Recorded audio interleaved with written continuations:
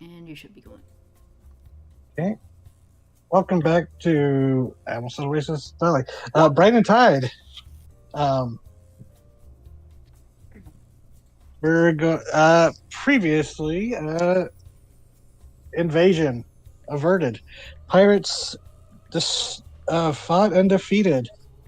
Were sharks defeated. Tanks crushed. Uh yeah. You all have survived the invasion of the Federation pirates led by the villainous Captain Grin, a now revealed to be a wereshark, possibly a cultist of or worshiper of Sekala. The the and also the partner of Gleaza, the Cambion that once held the island's surface under her sway. But now, truly, the island seems to have been freed. You've flew around, taking out a pair of ships, dealing with both artillery and demonic reinforcements. Uh, Flew in, helped block up the breaches in the holes, and helped send the attacking pirates scattering into the jungle. Uh, you fought a troll, seeming to lead to some suggestions regarding one of your party members and repercussions of something they did weeks ago. But that's for figuring out later. The hearing the thaumaturgically boosted voice of Captain Grin from within the village as explosions began to sound from the center.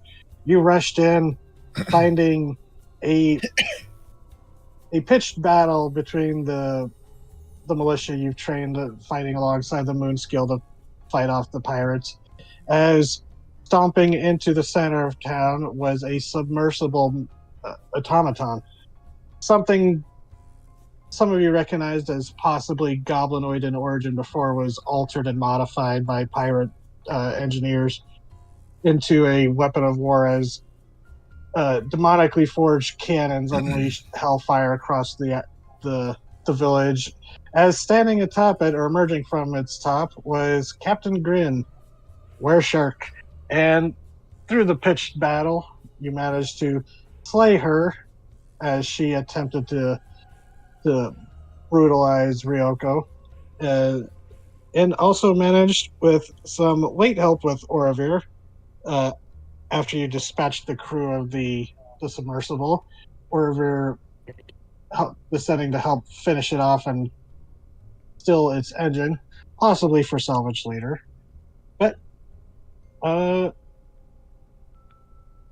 believe that's where we left off, as Ioane, you shouted out, boosting your own voice with your giant-blooded gifts, shouting that Captain Grin had been defeated, as battle has slowly wrapped up.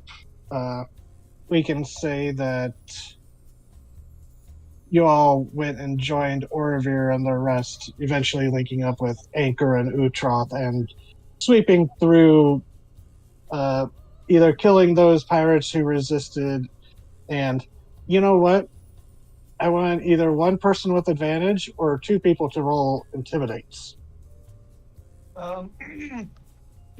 Despite my rolls with it, I do have very good intimidation. How good is it? It's a load, please. Plus 8. I have a 9. Yeah, Also have a 9. Oh, fuck! All right. Fuck me, I guess. It's 1 point, Nora. Literally, it could be any three of us. Do you want Rayan? I have a 2. Ioane and Quiethart should do it then. Okay, Quietharts will give. Do you Loud want, and flashy.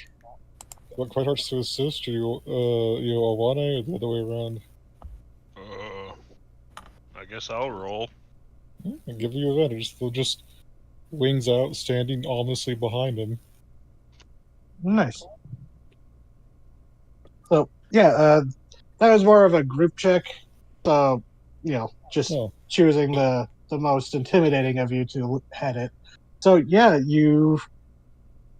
more pirates seeming to realize that the tide has definitely turned against them, throw down their weapons and, surrender, while others, out of desperation, fight to the death, not wanting to, face death by whatever means vengeful, you know, vengeful victims might have.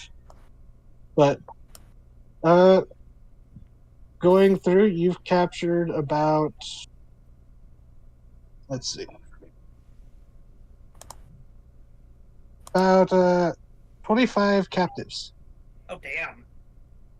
And some of these are people who were just too injured, who couldn't fight anymore, but managed to, survive, and others who, this is all scattered around. There's a lot of dead as well.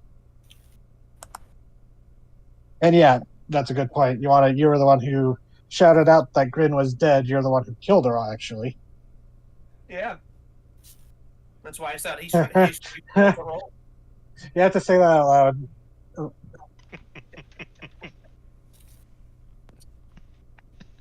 Murder chicken. Murder chicken. Ioane, meeting a pirate who doesn't want to surrender, unfurls his hand to reveal him on. Let me introduce you to my little friend. There is only death for you and your kind. But you all... so there are some pirates who are scattering out into the jungle. Hopefully, they think they can hopefully get to the ships to escape, which, Chrono or anyone who wants to fly, because you still have the effects of Windblock, because it hasn't been 8 hours yet. It's probably getting close to it, though. If you take to the air, you would see that to the northern beach. Here, let's go to the island map. And yes, I added Captain Grin and Captain Gribbons to the kill board. Yeah. So you look up and to the northern beach, you see the Rusty Vagabond, damaged and beached, but not sunken, but there, sunken in the shallows, is the other ship.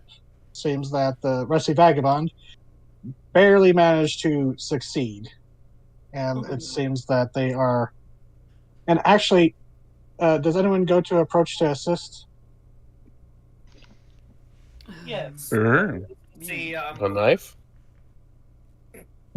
And actually, and as you approach and try to rematerialize, you see some of the pirates struggling out of the surf, or like they're standing on the ship, like not sure what to do, because it sank in shallow enough water that it wasn't completely submerged.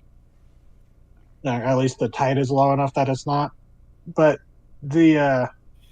you see there are some other shapes moving in the water, as one of them gets thrown up onto the beach, as you see several Koluth Reef Sahagin using their spears and javelins to poke and prod the pirates onto the beach.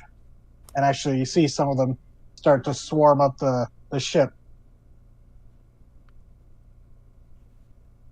While they weren't willing to join in the full-scale battle, it seems they are at least happy to help and clean up and, Yeah. You don't see Del Sim here, though. You don't recognize That's not fighting. That's cleanup. Yeah. You don't recognize... No, you do recognize them, but you don't recognize any of them by name. But, I'm not going to work. I'm going out for lunch. And standing on the beach, you see Captain Sternrudder talking to Vothel, as they're discussing the states of the ship. Well, you'd imagine a cloud running at somebody. Yeah, seeing some clouds drift down in vaguely humanoid forms just startles some people. Some of them thinking, "Oh no, is it more elementals?" But Yeah, after a minute, you reform. But also, some of the villagers have seen you turn into clouds and leave, so some of them recognize you. So it's not like complete panic in the minute you transform back. Ryan, when she forms, is going to run up to Waffle. She has like a bandage on her face, and it seems she had fate. And both her and Captain Sternrudder, they both seem to be have a little wear and tear. There's probably some combat. Ryan's going to hug Waffle. She tenses when you go running up, and then really tenses up when you go and hug her, and she's just like, You're right. Yeah, you're all right too, mostly. Because did you get hurt? Ryan took some hits. Yeah. She's like, everyone got a little beat up, but Yeah, well, when I heard the boat disappeared, I was really worried that something had happened, or you had, decided to save yourself. there is an exchange.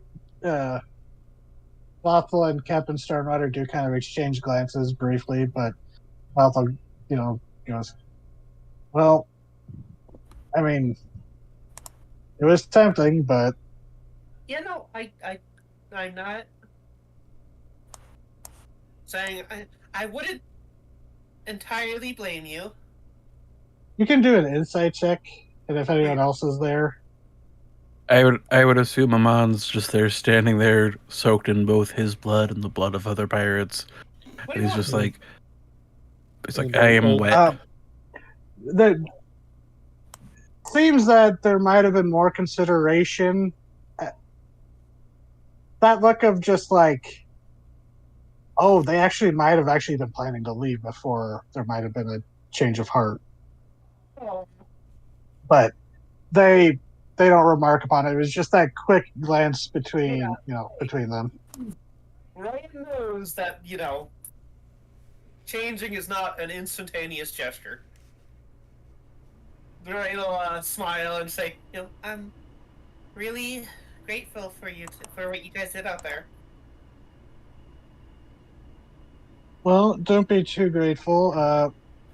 It's got to be some time before either of these ships are seaworthy at a size. A whole extra boat that was attacking the island could have changed how things went. So. And Weird to say, I'm proud of you, Waffle. Yeah, she gives you this look of like, yeah, it might be. But Sternrider just kind of pipes up. She's like, honestly, if it wasn't for that magic sail you all found up in that big bird's nest, we wouldn't have been able to stand a chance. Because we got the drop on them that we were able to really hurt them in the first few minutes.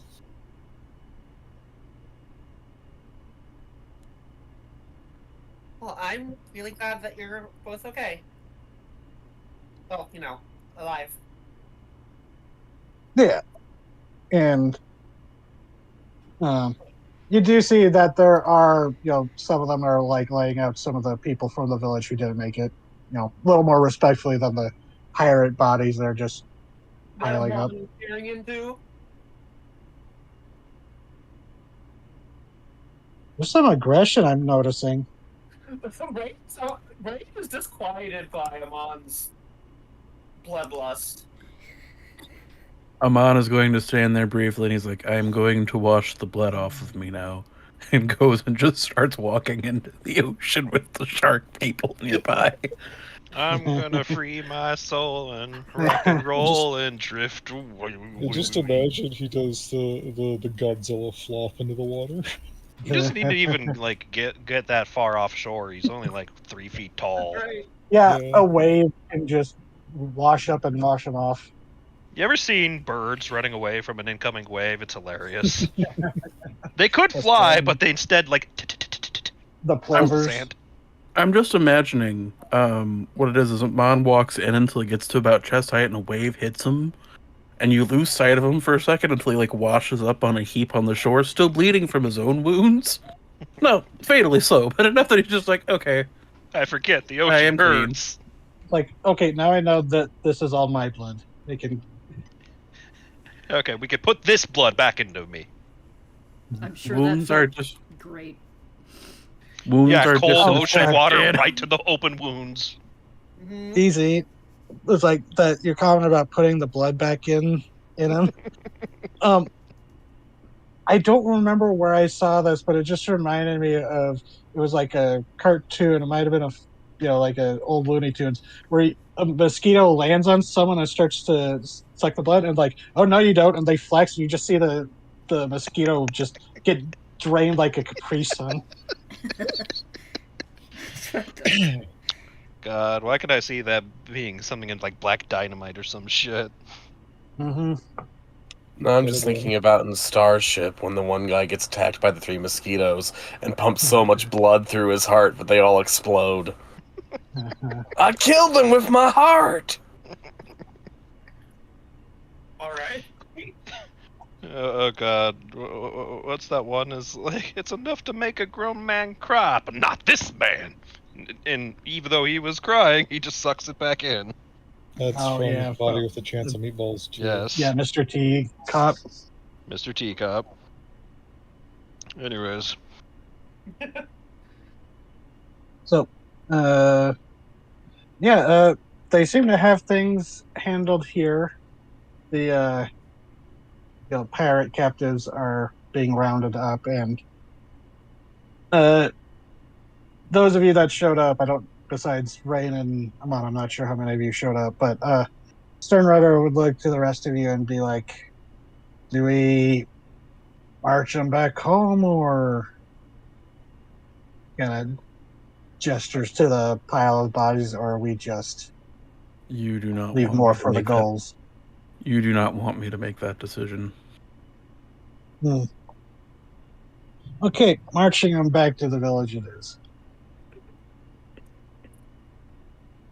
And Amon will turn to Ray and wink playfully and then dissolve into a cloud. What the fuck? Just like Gandhi. Rang just like concerned. so the rest of you, there was the other ship that landed on the southern beach. Yeah. I guess eastern beach. I'll say I went over there to investigate. That I'm ship tagging along, is- best buddy. it's missing. What? Oh. Those of you who went, do a perception check. Either one person with advantage or 2 people. I mean, I guess Carter's could have gone with, since that has a higher chance of, combat. Combat. Yeah, so that's alright. Could I do perception? Yeah.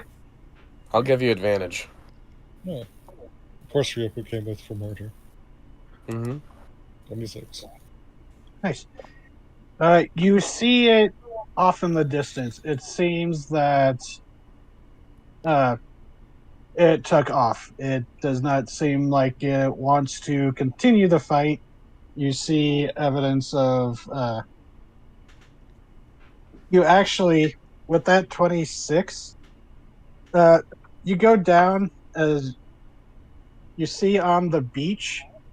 There seems to have been some conflict there, as you see bloody sands, a few pirates' bodies, some of them missing chunks, but also among that, you would recognize some very large bear paw prints. He encountered the bear and decided to leave. Couldn't And- handle Smokey. With a perception like that, I won't make you roll like a survival or investigation. You can tell that it was the paw prints came from the jungle before returning to the jungle. You'd think it might have chased them as they were trying to escape. Well, yeah. But They Where are you exited going? pursued by bear. exactly. This is a terrible idea. Why are you running? Why are you running? No, So- seriously, why? I'd run 40 miles God, per hour. could you? Oh God, it's a recreation of like -1. They're rowing in their fucking little boat, getting away from the polar bear, God. the elephant-sized polar bear. Yeah, that would be a nightmare scenario. So the horrifying part is that normal polar bears can swim for days at a time and have been tracked swimming 62 miles continuously. You have a polar bear the size of an elephant going after potentially the best and easiest food source it's had in a while. They're not making it back to the pirate ship. Yeah, Yeah. I mean, it's other- kind of them that they noticed or it seems the bear went back into the jungle. the other landing boats probably did, but there's certainly one that didn't.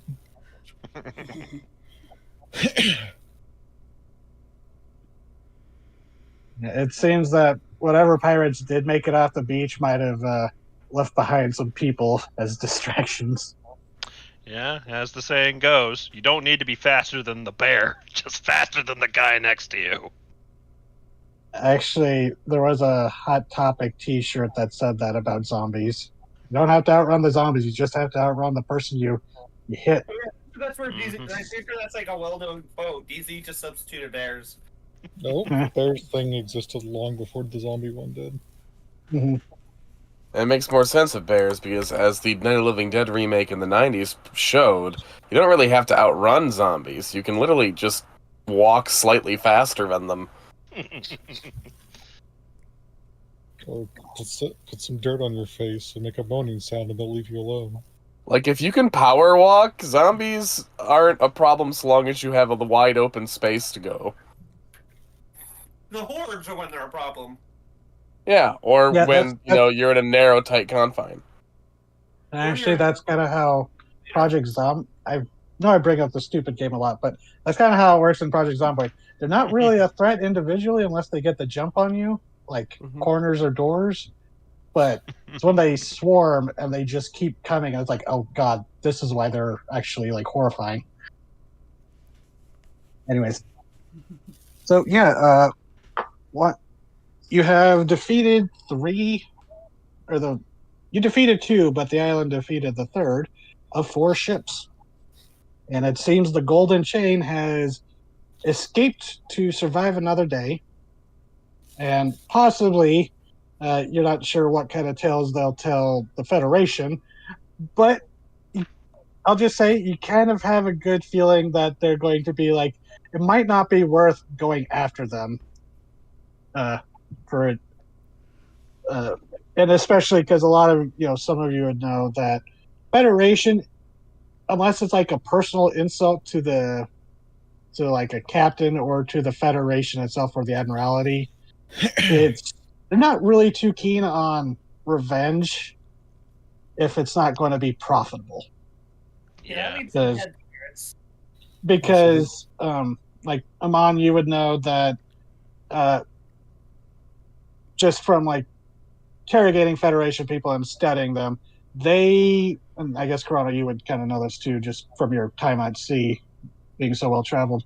The Federation, a lot of their life is about survival rather than cruelty. But then there are outliers like Captain Grin. Not saying they're still and I'm not saying they're like a misunderstood people, but I'm just saying they're a little more pragmatic than we have to go punish everyone that slights us. Mm-hmm. Yeah, they're That's- pirates. They make too many enemies. Makes That's sense. not gonna make money. Going around getting revenge on everybody loses money. Yeah. The only person who'd care is Grin, and if she's dead, she can't care anymore. Yeah. Yeah, and so there are the two ships that are out. The Crimson Tide, it's missing a mast, or it's one of its masts is snapped. So that's going to be an effort of bringing it in. And Captain Gribben's ship, the Pillaging Howl, that's going to need some engineering work to get it going again. So, but they're secured. Yeah. So, what do you want to do in the aftermath? So you said the ironclad was secure? The Koluth were keeping watch on it, and the goblins are there too. The captives. Should I roll perception to notice an owl? The ones that you want to free. Is there You know a what? fucking owl? Yeah, sure. Go ahead. Roll a perception. Rotate your owl. Not that you can see. Suspicious. It's like cats. When it's finally peace and quiet, that's when you gotta get worried. Now, Quiet Hearts. Quiet Hearts and Corona? What's your passive perception? Let me see here. Stupid. I should know these by now. 18. They're high. 21. Yeah. The two of you would eventually spot a long-legged pale owl kind of perched around the village, like occasionally just kind of observing. Ioane was just a little too sneaky for you. Probably first would give it a wave, just every night, just if it looks their direction. Yeah, when it meets your gaze and you wave to it, it kind of does that owl head bob. Mm-hmm. Kind of showing that, acknowledging you. That's the word. Yeah. Mm-hmm.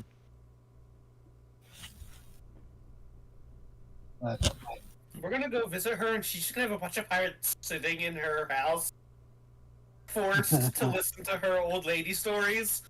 I mean, Yeah, what my would be notes. worse is if we go there and there's no one there at all, and she's like, oh, it was very uneventful. And like as we leave, the scene lingers, and she goes into her basement, and they're strung up and gutted like pigs. She's a poisoner. Or- She's much more subtle. Or Haunting because Ethel's I was watching hexadecimal scenes last week. We go over to her, and she says, "Would you like a biscuit?" And she shows various cookies that look very oddly like people. Like little gingerbread men, but the faces change every time you look at it.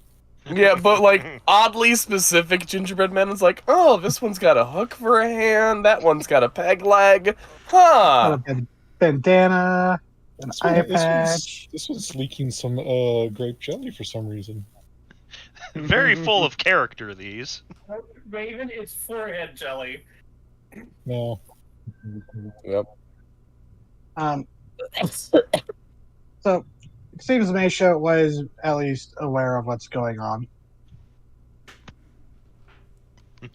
I'm gonna be identifying all of the magical shit. Okay, that will take a bit. Yeah. So I also wanted to just point out,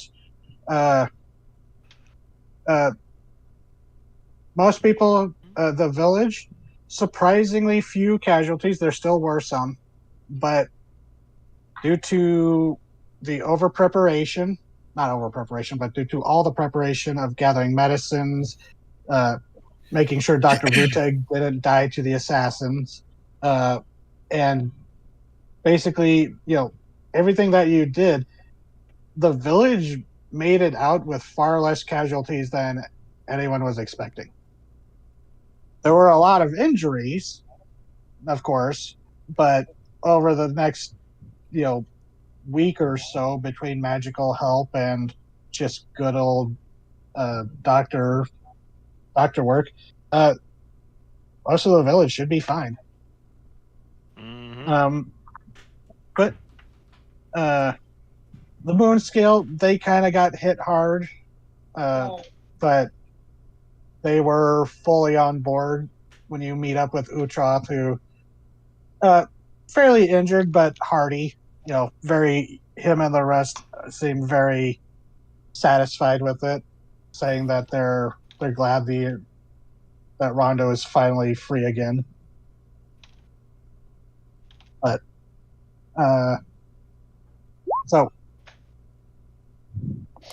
Yeah, you did notice that the Moonskill were the ones who would rush in a lot. They didn't do a lot of ranged attacks beyond just occasionally throwing javelins when they couldn't get to something. They also didn't do a lot of waiting, so they probably got hit with the first volley quite a bit. Yeah, and the because you helped secure the front gate, Anchor survived. Yay! Hislop and Jarrus, they managed to survive They're in a using tank. the They're tortoise fine. to. Was that? I said they're in a tank. They're fine. Yeah. They were. They had once people realized that how effective they were at like not sniping, but bombarding groups of the pirates from at range. They started protecting them to make sure the pirates want to get to the turtle. The But- biggest threat to the tank were the cannons on the ships and the fucking mecha lobster. Yeah, which the cannons on that have fallen off and broken, and they look fairly different than the rest of the construction. So that might require, warrant some extra looking at. But sorry, I'm just trying to figure out what all we need to do before we start going into just like listing off what all you got for loot. Mm-hmm. Because you still have to go back and search the ships. Yep. Mhm. Which let's see, did they survive? Yes. Among the captives was the captain of the Cruel Saber, a tiefling man. Goes by what did I name? What was his name?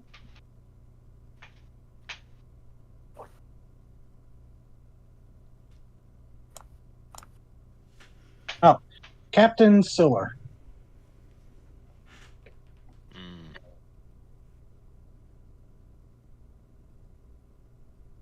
Solar. I think that's Well, that's better than what I heard. Not a silly Well- man. Not at all. it was a.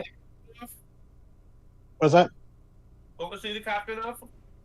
the Cruel Saber, the ship that the Rusty Vagabond sank? Ah, You killed the other two captains of the ships that you took out. Mhm. Who's But- cackling evilly now?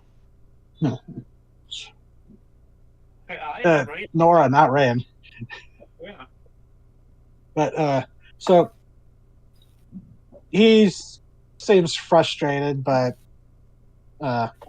if you can occasionally hear, when questioned once they march the prisoners back to the village, Vothel or Sternrider would mention that the guy seems really pissed off that Captain Grim conned him into coming to such a doomed operation, got herself killed. How did you con you? So Probably you just want the to go up promise of and easy prey. you want to go to the little prison area where they've stuck them and go talk to him? No, that's what Vothel or Sternrider would have said he was complaining about on the march back to town. Yeah, and Raiden's like, Raiden, I want to know the context of that. So you go talk to him? Yeah, sure. Okay.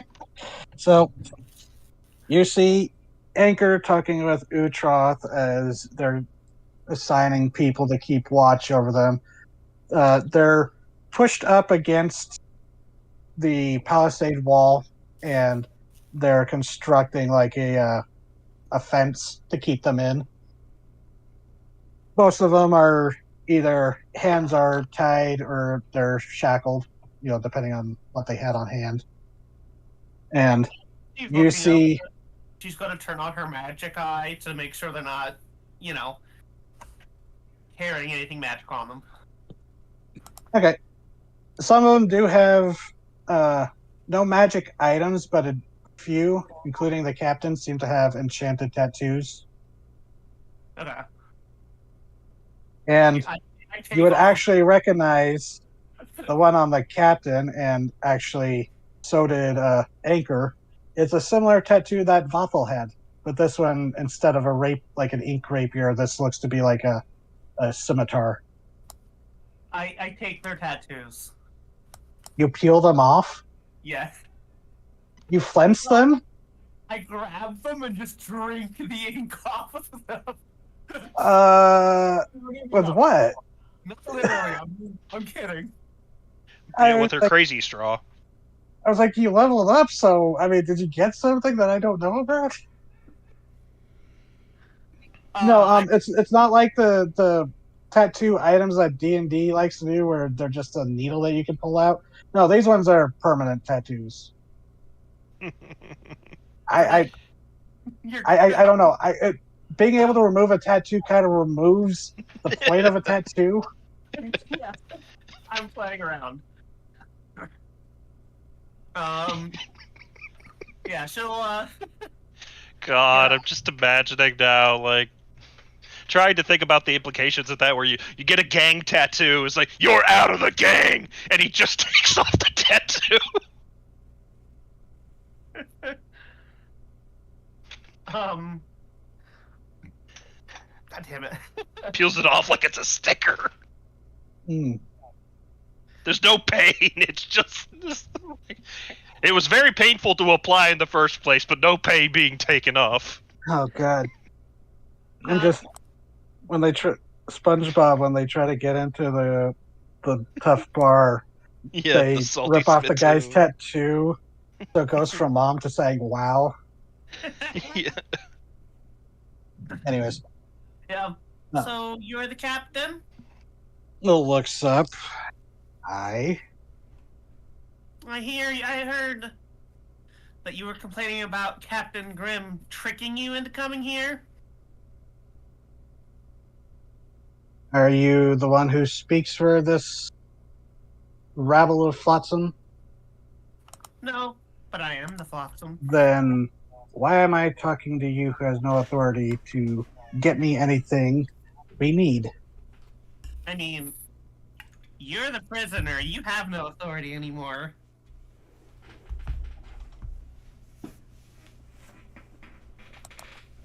And he's just kind of silently looking up at you like, well, I honestly, I heard the conversation and I was curious. mm-hmm. How'd she trick you?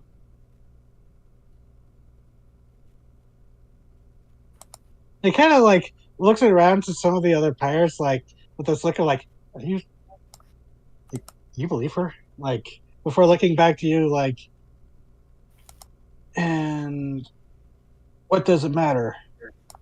We're likely going to be having a high tide execution by tomorrow, so why should I even bother? Test before anything happens? Huh.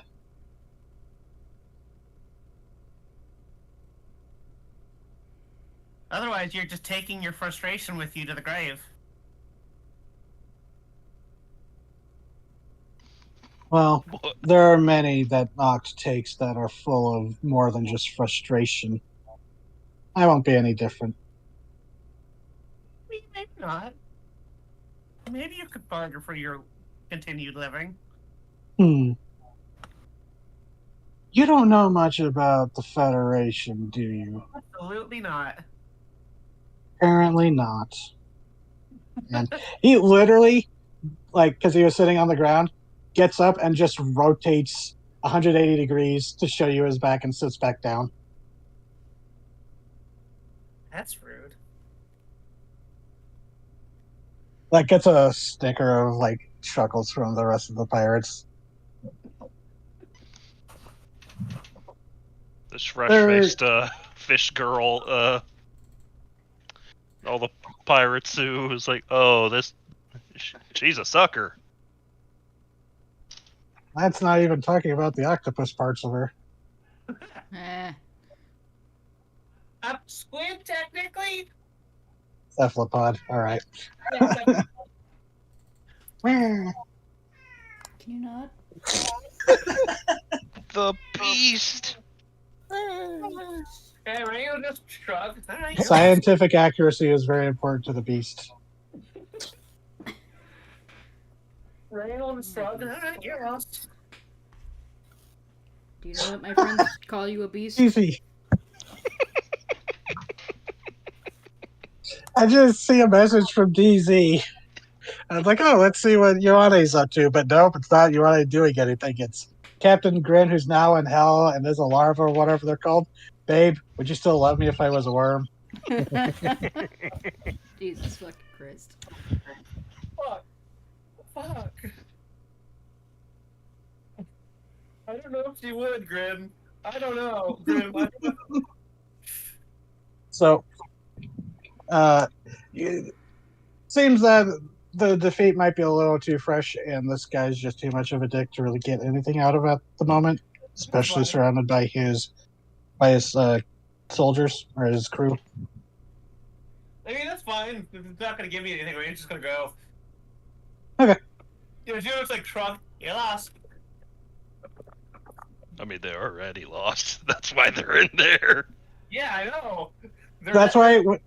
Well, I'll just say when he asked if you had authority to do anything about the situation, and you're like, no, he goes, then why am I talking to you? You can't stay the execution or whatever. Turn this entire island around on you, though, but I mean, he doesn't know the players. I know. No, Reagan says that. Reagan Yeah. will turn this whole island around on you. As soon as Rayad's out of earshot, it's like, of course we're fucking mad. Grin told us, oh, it's easy pickings. Just a bunch of washed up villagers. Maybe some lizard folk in the jungle. It'll be easy. Just quick in and out, 15 minutes. It's a lesson for me and mine. You never would have lost the mine. Yeah.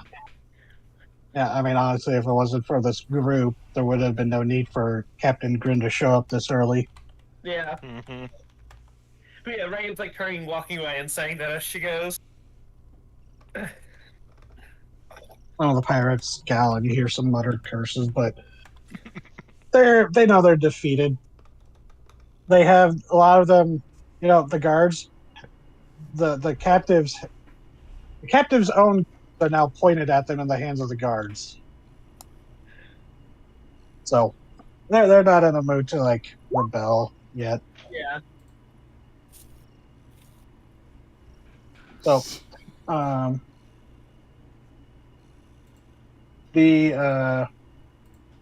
okay. Besides identifying some of this stuff, was there anyone people wanted to check up on, or Motai's tower still stands? You briefly saw him walking around, talking, helping out Jarrus and such. Did the bard make it? He actually went with the non-combatants because he's a bard in the sense that he's a traveling musician, not a bard in the player class. Yeah. Okay. That is a good question, actually. He has some minor bardic abilities, but he's more like a sidekick. He's more of a. He's a bard lowercase.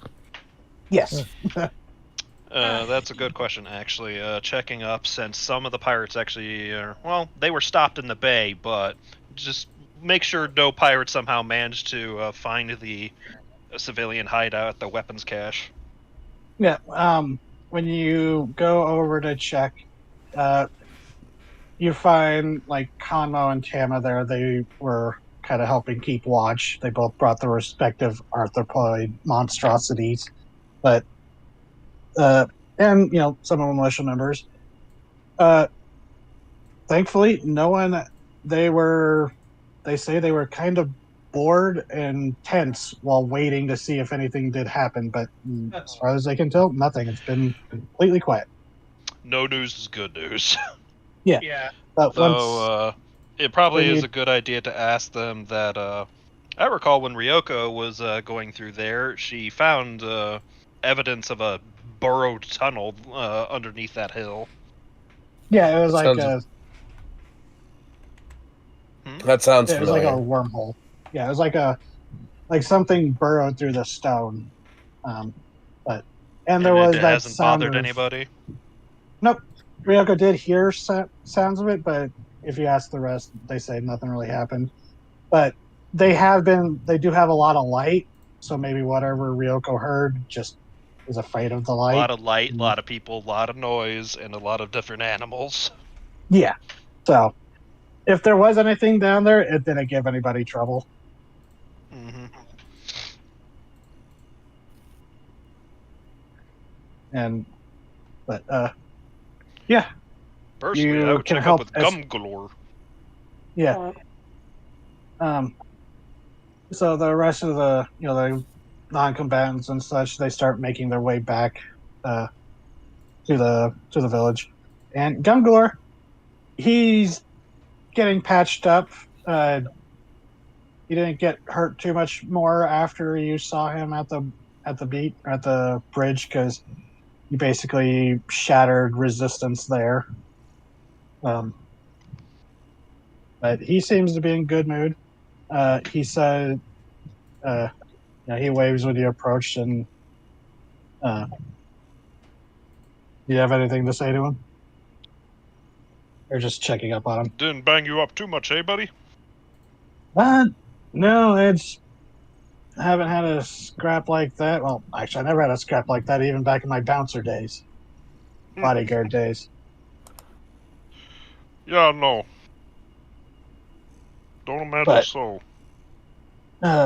Bubbles is back at the river helping pull the dead out of it, so doesn't mess up the water for anybody.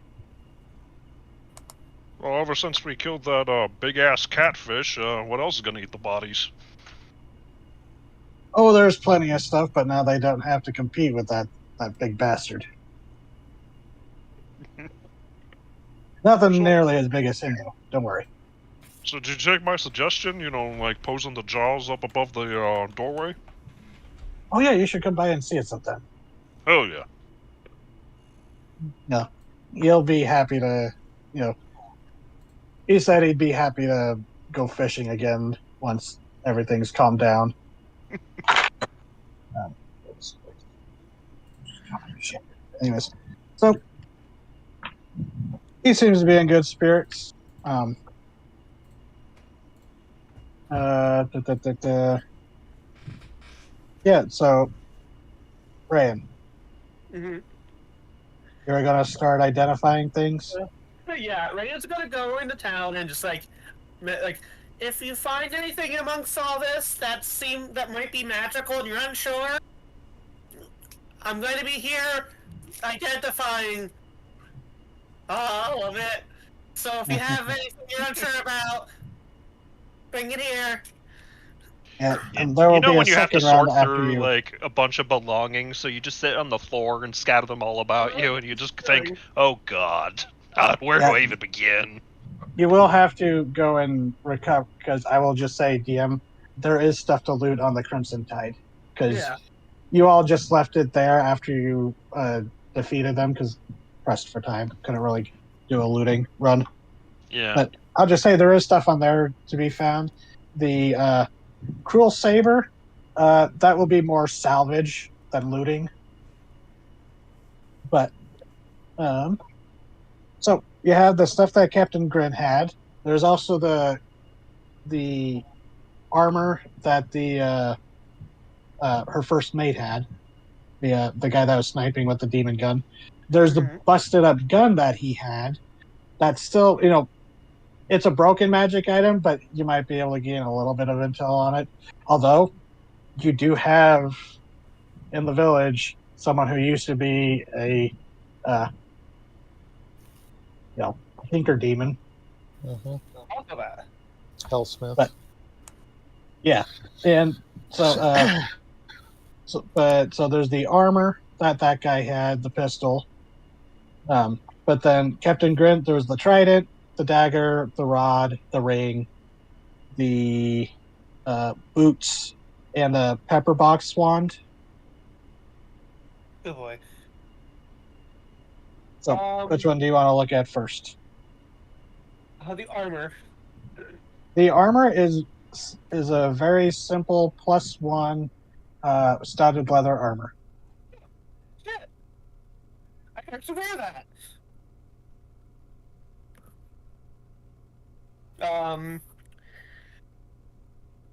I should put that in a read all. There's also the coat from Captain Grin. Oh yeah, I'll identify that too. I'm still wearing that. Okay, that is the brutal coat of captaincy. And I will show the players the handout.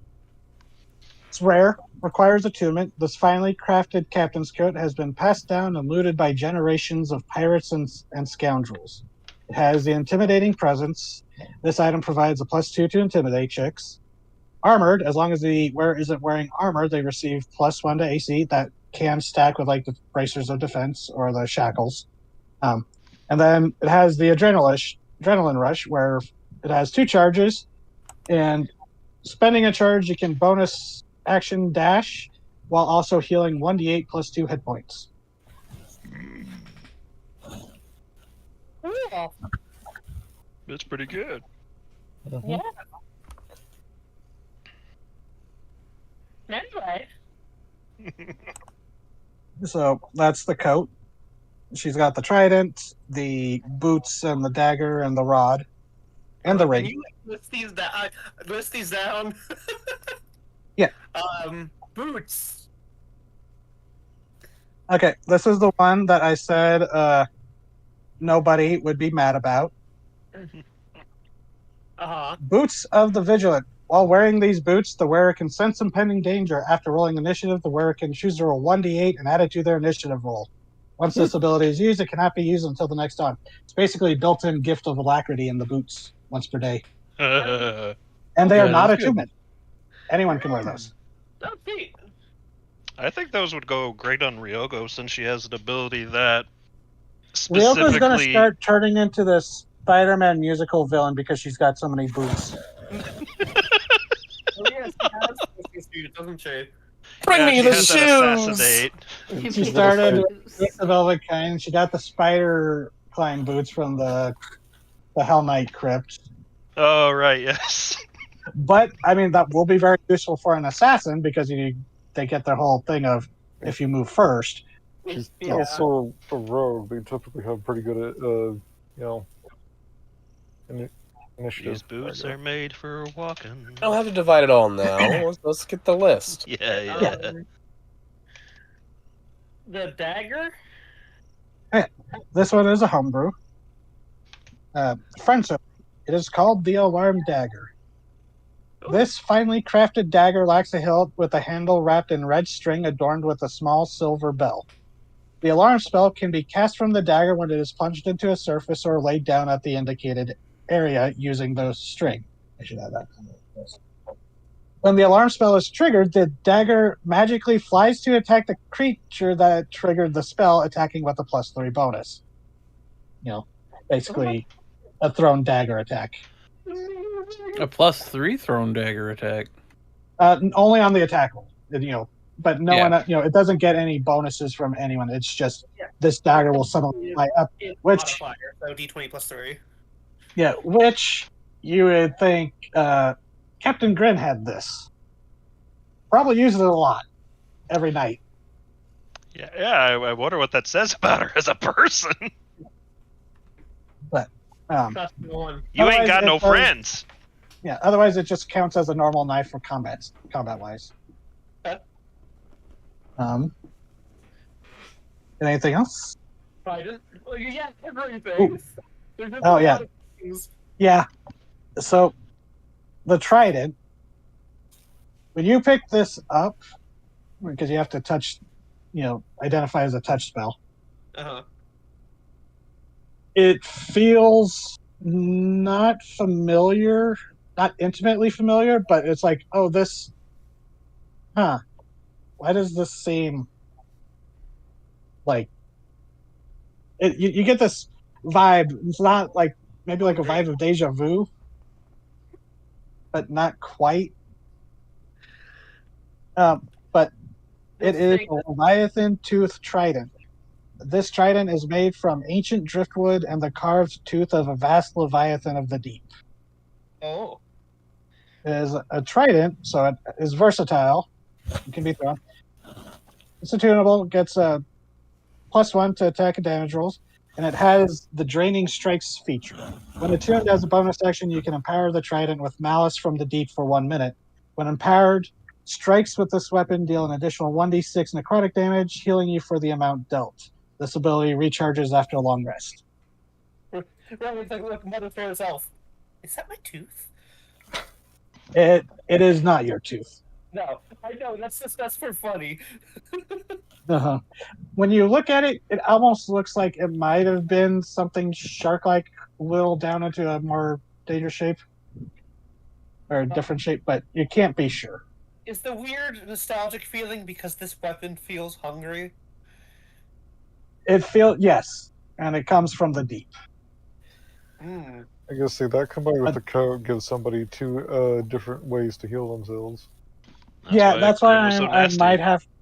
That's what. Yeah, I mean, these were abilities I gave Captain Grin for survivability, but Yeah, I she fought- may decide to change the healing, at least on the coat, to temp HP That's completely fair. Yeah. or the trident. I'm not sure which, but We shall they see. depending on things. But yeah. So there's that weapon. Next item. So she had a rod. The other, she had a rod, which is an immovable rod. Oh fuck. I think you had one from Gleaz's stuff, so you get 2 now. And the ring is a ring of protection. Oh, sweet. Oh, sweet. The wand pepper box. Yeah. It looks like a pepper box gun, but when you identify it, you realize it's a wand of magic missile. Oh, okay. Oh, excuse me. Yeah, it just looks like a gun. Fair enough. There's a beast snuffling. There's crackling sounds. Sorry, that may have been me. I was adjusting the mic. Yeah, the immovable rods are different designs. They're not like part of a set. They may have been Oh, together, right, but they because weren't they- lovey-dovey. Right, I didn't even think about that. No, they're different designs. Her and her Immovable rods are pretty. One of the more common magic items, I guess. It's a frightening thought that there's just a bunch of like fucking sticks lying around the world that can't be budged. Yeah. Activate them all at once on a mountain. Stop the world from turning. See, I remember seeing someone go, immovable rods, if they were actually like stuck in space, they would immediately either shoot off into the sky or just burrow at insane speed into the ground because of the way the planets move. Yeah. If something is really locked into space. It gets left behind. It's like, well, maybe in a year's time I'll be able to reclaim that fucking rod. Although that's also the thing of, if it's like how the solar system actually moves, it's going to be left behind because the solar system is moving itself. But anyways. Yeah. That gets into a lot of astrophysics. Yeah, this guy Yeah. started losing his mind as he tried to do the math of an immovable rod. Because he was like, Yeah. he had like physics knowledge. But The first mage to create a movable rod is like, cool. What if it gets left behind? It's First, magic. It's designed to work to the letter, not the law. the first mage. This is neat. Well, going that to was the sell it. prototype. It worked to the Well, worked to the- the letter, not the law. Yeah, the mage who made it. This is neat. So I'm going to sell it. The mage who studied it what mad psychopath created this device? It makes no sense. In the Mad Max game, the rogue sniper, because they had a cloak of the bat, but they couldn't use their gun while they're flying with it because you have to flap with it. They took one of the rods of holding we got and created a safety harness so they could just hang from the air, shooting at people, hanging off the rod. Oh, that's hilarious. But what's that?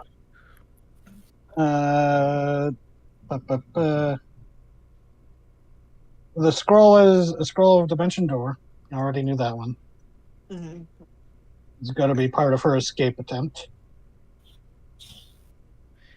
Oh,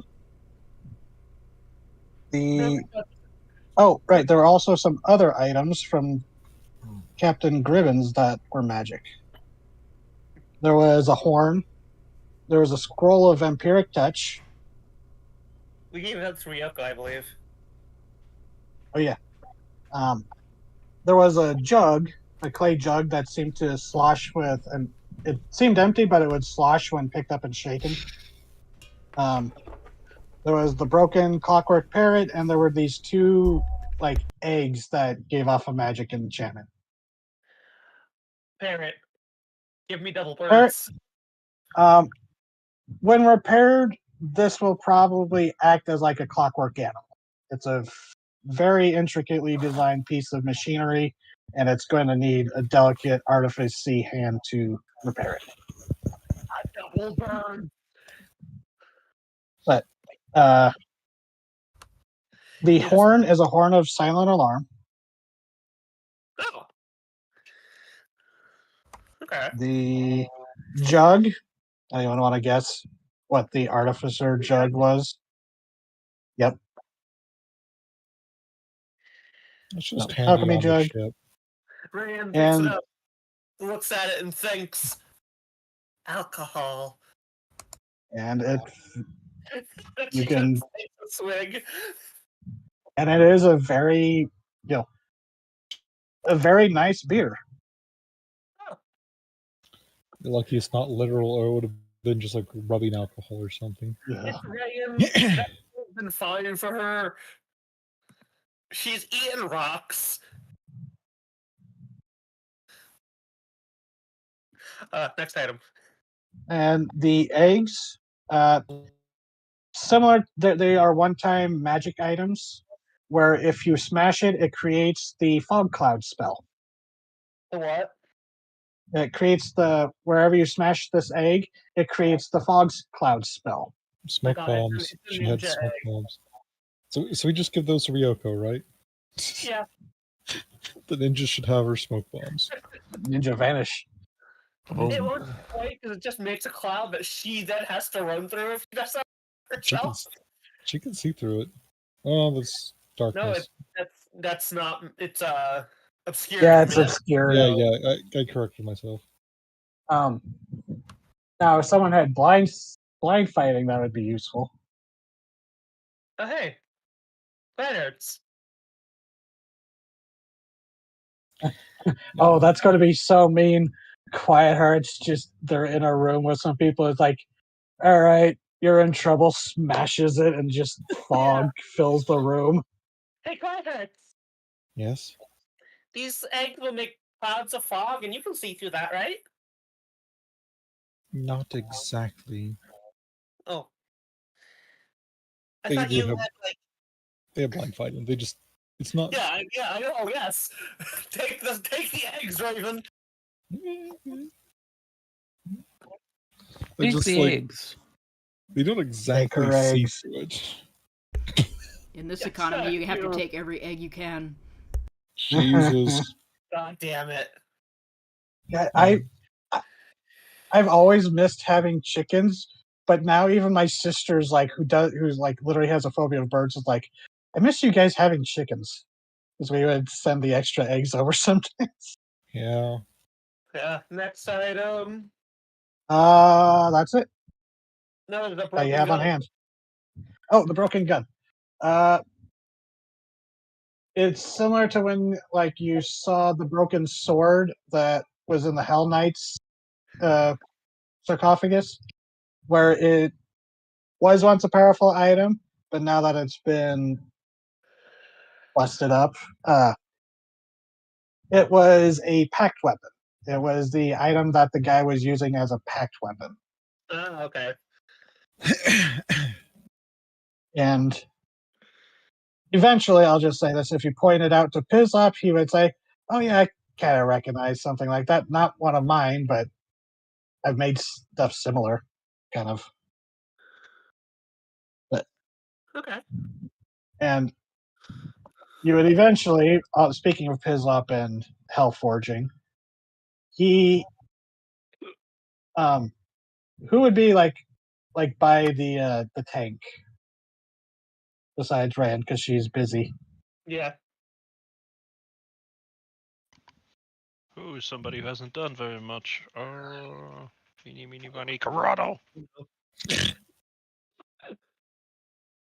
Ryoko, you have fun when you interact with Pizlop. I do like to try to kill him. Yes. Well, because the tank went down near the middle of the village, you probably would see him just go scampering past you, and he goes, "Out of my way!" They said it had cannons, and you like look over and follow him just briefly because the cannons dropped off and then it like marched off or they fell off when it bloodied, so it rampaged around a bit. So he goes and finds them. And he's like scampering over it like some hyperactive little lemur, and he goes, "I'll be. This is one of mine. I made Fuck. this."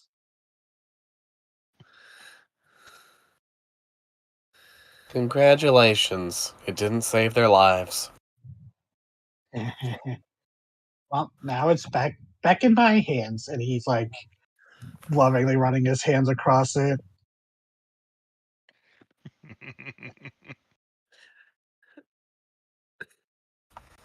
Ryoko has an intense imagined spot about carving him up and eating him. Roast quasit is a delicacy in the hells. Oh, there's not going to be cooking involved, Just stick him.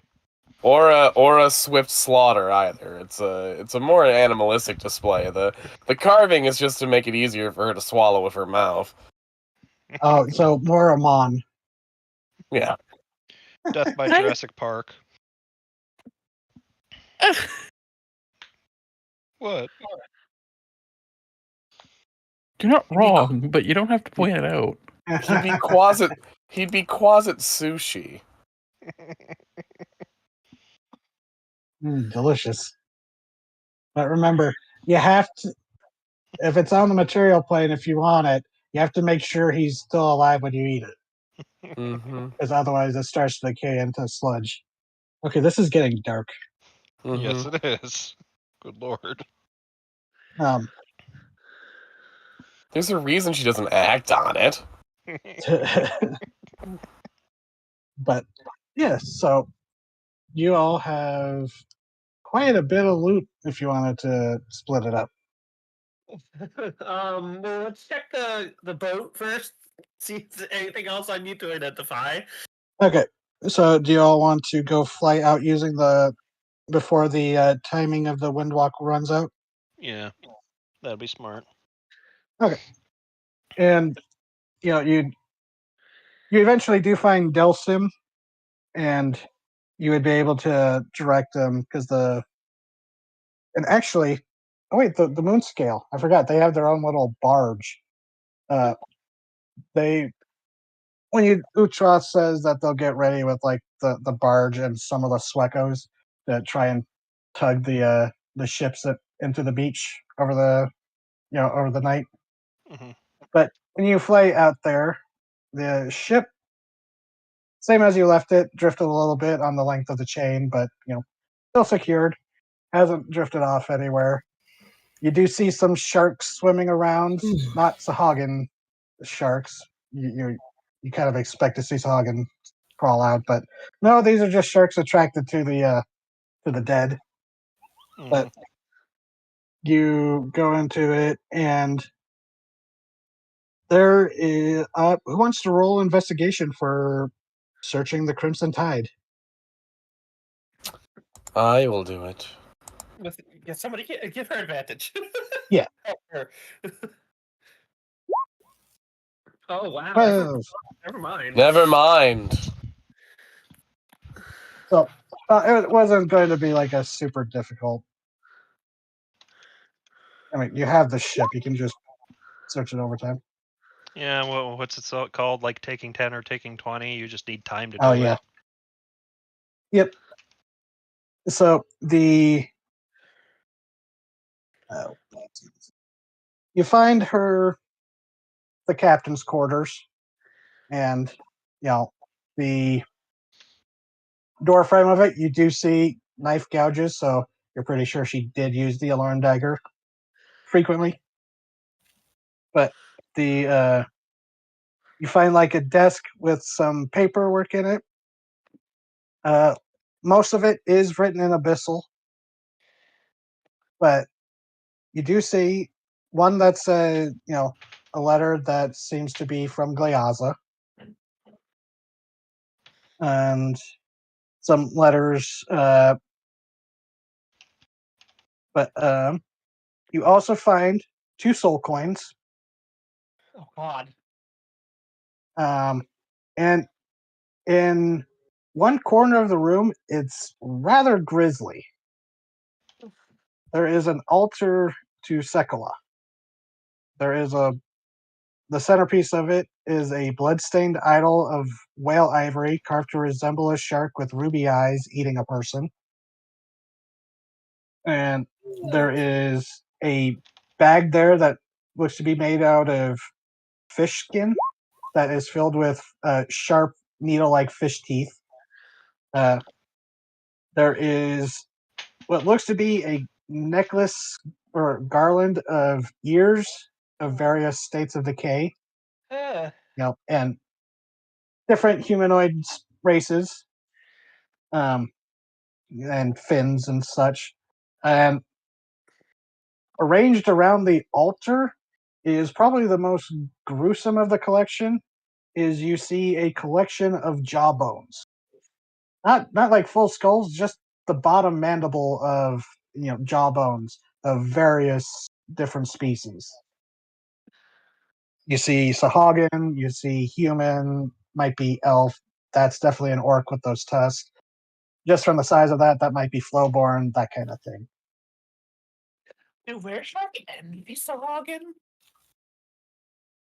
What's Or that? the other that? way around? What What was was that? that? Did Wereshark envy Sahagin? Or the other way around? Sahagin could become a wereshark. What? A Sahagin could become a wereshark. It's basically like creating a dire shark. It's just more shark in your shark. I mean, considering she's worshipping the mad god of the Sawagan, yeah. Also, or I guess it would be more like a human becoming a were-gorilla. Yeah. But that would be a were-Bigfoot, I think. Were-Squatch. Weresquatch. Where's Okay, I'm Squatch? marking that down for Oasis Valley. Don't know if it'll ever show up, but Remember the Werehood egg? Good times. I remember. So also, sorry. There is so magic items in there. There's the coins. They always have a enchantment to them because they contain humanoid souls. The altar isn't magic, but the bag of teeth is. And you find on the desk, almost acting like a paperweight, you find a how are these described?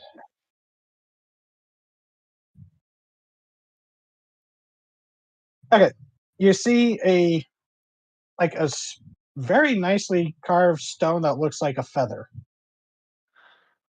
Huh.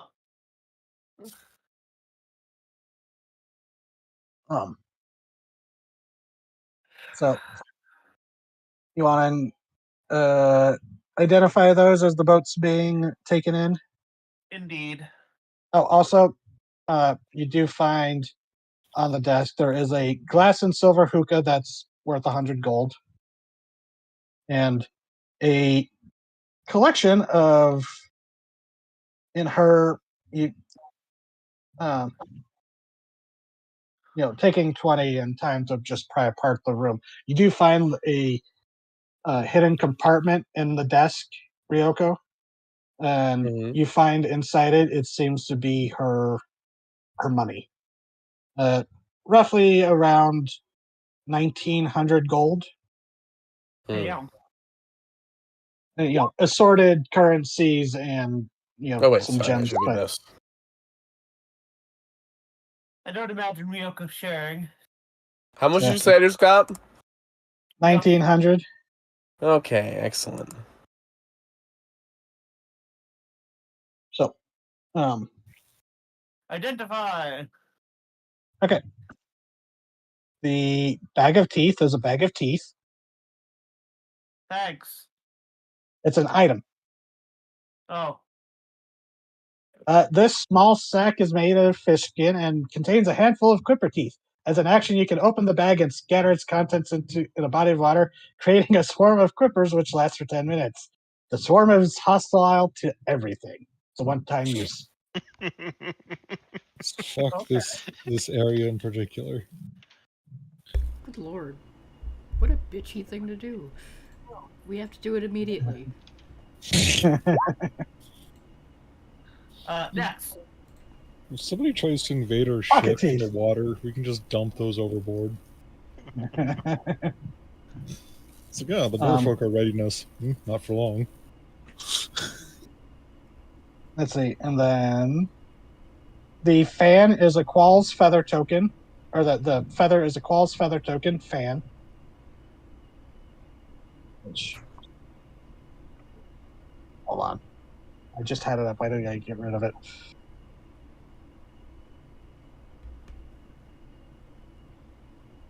So this item, oh come on, 5e tools, work with me.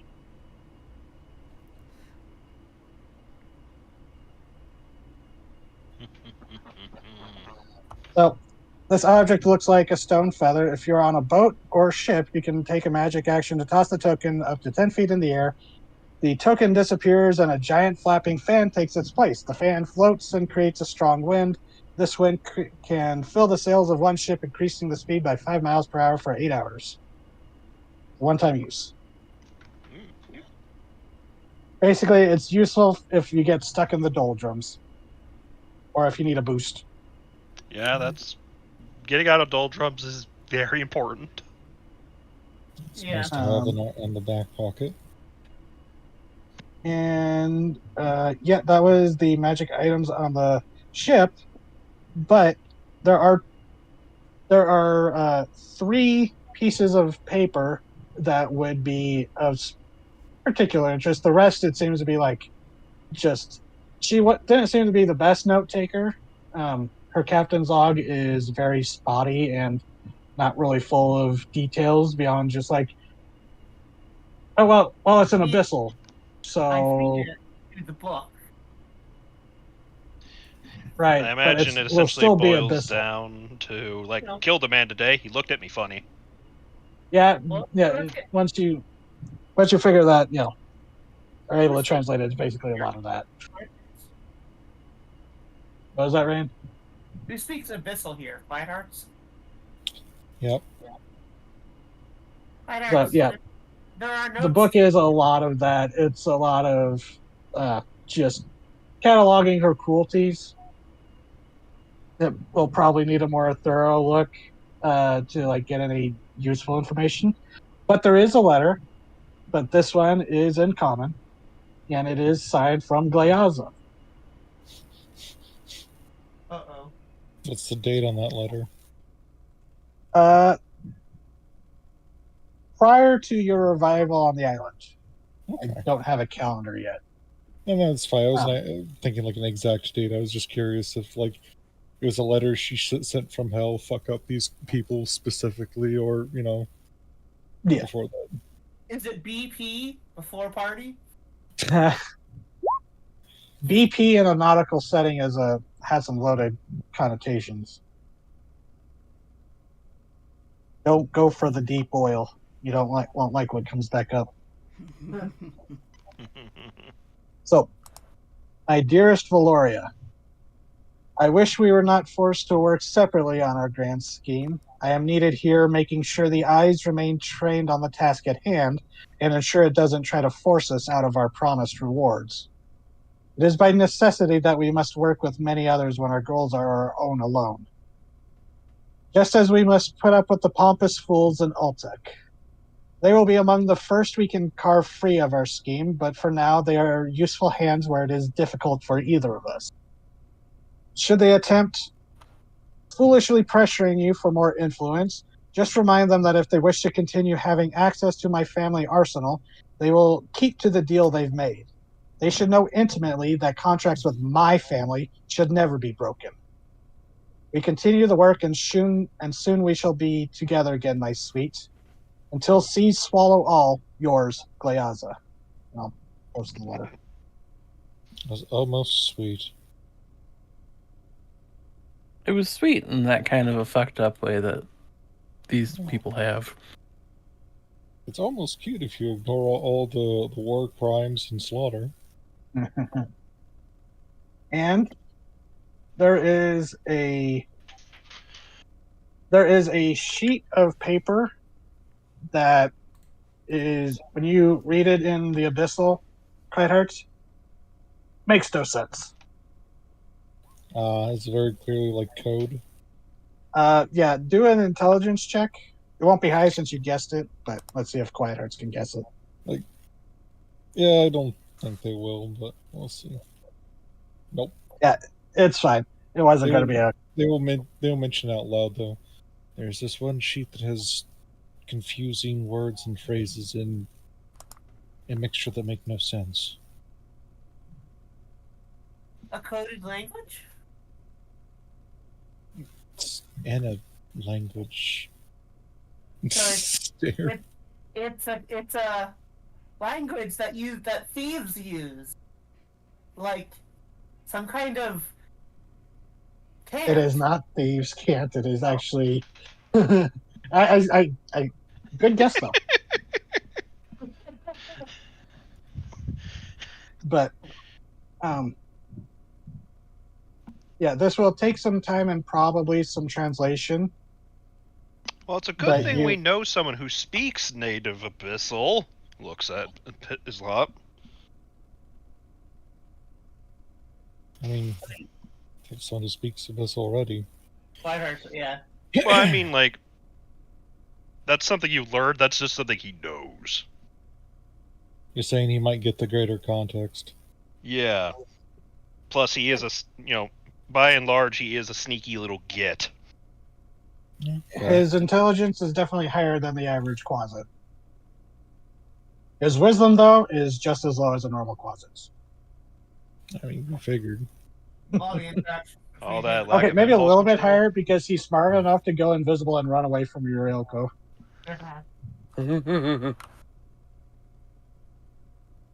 But yeah, the ship, don't know if maybe this is the ship you want to take for your own because the deck's been shattered, the mast is snapped, and it is a blood-soaked ship.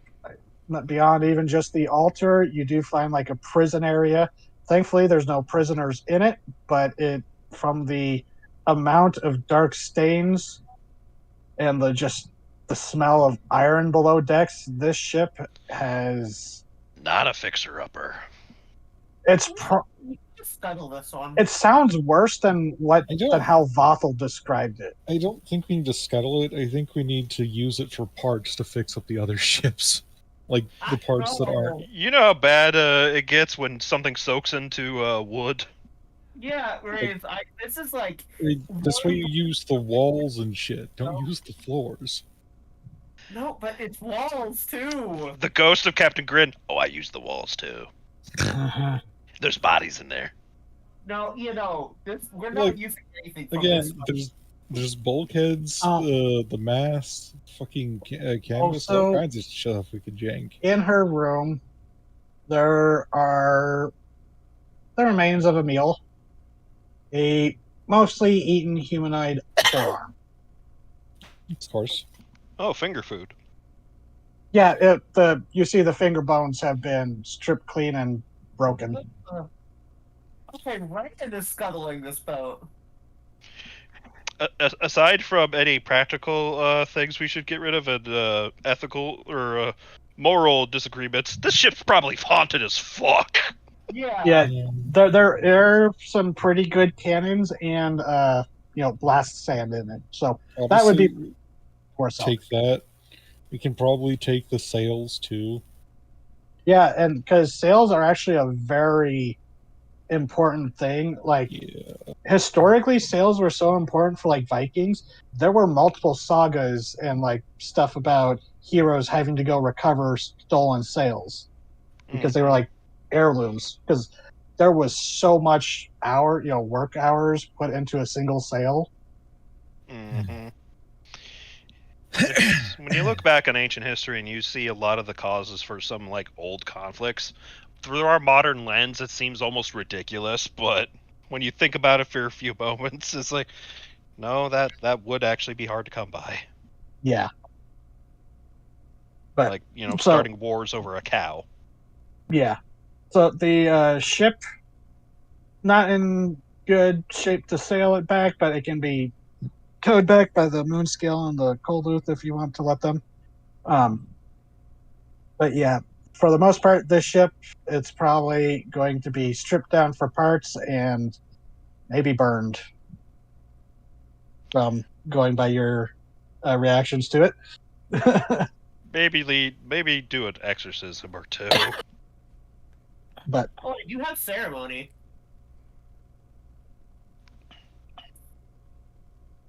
So do you.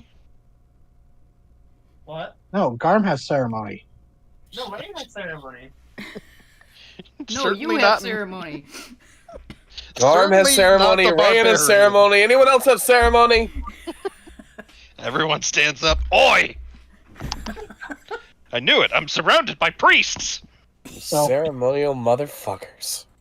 Okay, so you fly back from the ship.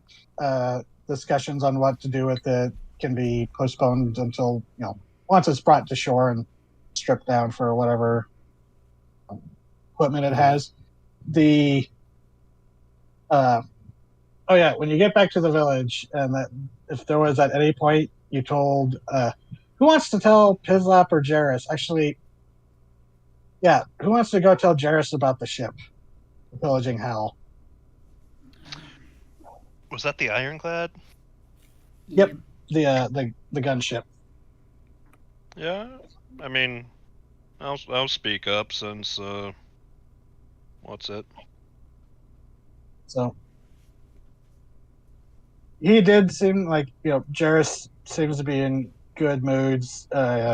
He seems a little energized, like he can't believe he survived actual conflict like this and actually managed to help out so much. But like, oh hey, you want to? Good to see you still standing too. Yeah, you seem bud, but what about the big ironclad out there? What? That's why we tried to get help from a Pislop earlier. Is that we learned that they had brought an ironclad. Right. Oh, so it was a Republic gunship. Yeah. God, suddenly thinking of Clone Wars with that phrase, Republic gunship. Mm-hmm. But he goes, "Oh, was it scuttled? Does it sink or?" Well, most of its old crew is still there. They didn't quite appreciate being locked up in chains again. Yeah. It's not in tip-top shape, but I mean, it's something. Does it still sail? It it was either someone took out the engine or someone took out the cannons. I can't quite remember. Neither. It was locked in its direction. Right, yeah, that. Oh. And so when you explain to him that there was a dead man switch, it's like, oh, smart, I guess, if you want to be the only one who can control your ship. But probably be able to work around that. I'm sure Pislop would be excited to get his grubby claws on a gunship. But he kind of gets this look of like the idea pops into his head of Pislop at the command of a cannon, or the cannons. Like, I'd have to disable the guns first. But yeah. he seems excited. He goes, I will definitely be happy to take a look at that and see if we can get that working. And, because he was like over by the tank, kind of inspecting it when you approached him. He goes, oh, geez, I'm going to be busy, aren't I? There's lots of people are. And he goes, I was thinking about leaving and going back home, but if I do, that might just be a trip and come back with more equipment. Because he, kind of looks around and then he looks up to you, Ioana, and Ray, and he goes, this place is going to be, I mean, this is just, might be my Marician addled mind, but with the Aura mine and all the resources of this island and now own ships to defend it, this place might be growing pretty quickly. I mean, after assuming, that's all assuming most of the people here don't go home themselves. I understand. It kind of makes sense because after so many times this island's been tossed around like a pigskin between different factions of the ocean, they just gotta do their own thing.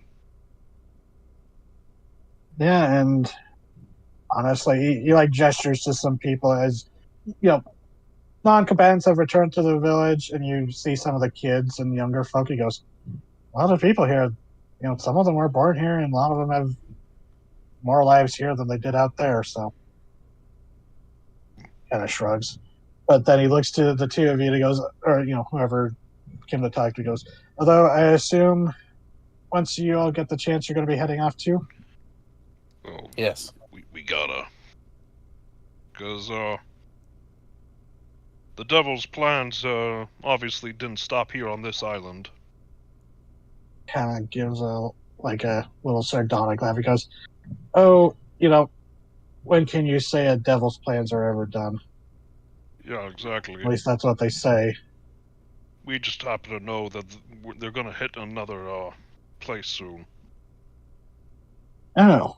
Well, yeah, don't want them to spread their evil elsewhere. So, you know what? If you're ever in Maricea and I'm back there, or Maridonia and I'm back there, look me up. Or, if you ever come back, be happy to show you what we've built here.